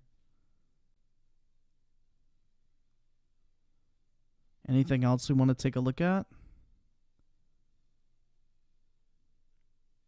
Yeah, I think Halo will probably get something in the lines of a Battle Royale pretty soon. If I was Microsoft, I'd kind of be worried.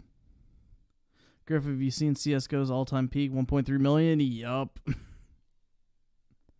Yeah, didn't they delay the fucking Halo Infinite roadmap as well? They pushed it back even further.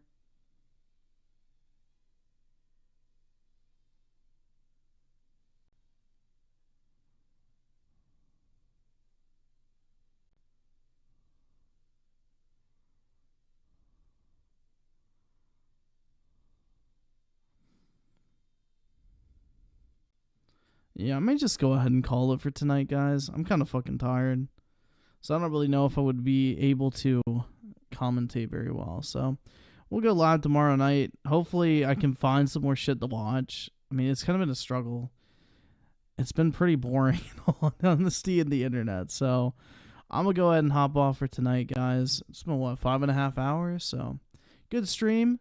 Appreciate everybody for coming by. Big ups to everybody in the chat. Even the fucking Halo fanboys. I see y'all motherfuckers. It's alright. Your copium supply seems limitless. So enjoy the game. I want Halo Infinite to be good. But men lie. Women lie. Numbers don't fucking lie, bro. And that's just the facts. But anyway, guys. Have a good one. Good morning, I guess, at this point. Yeah, good morning or afternoon or evening. I don't think it's morning. Or, fuck. Dude, I'm tripping over myself. I need to get the fuck off, dude. I'm tired. But anyway, guys, peace out. Have a good one. Oh, shit. Artie Melnikov with the 5, bro. I literally was just about to hit stop streaming. Given the lack of game modes and quality of maps that are available, I'm sticking with saying that the only thing that can kill Halo is Halo itself. Maybe it already has, bro. Suicide. But anyway, guys, have a good one. And this time for real. Oh shit, Apollo just woke up. I think I gotta go take him outside. So perfect fucking timing, dude.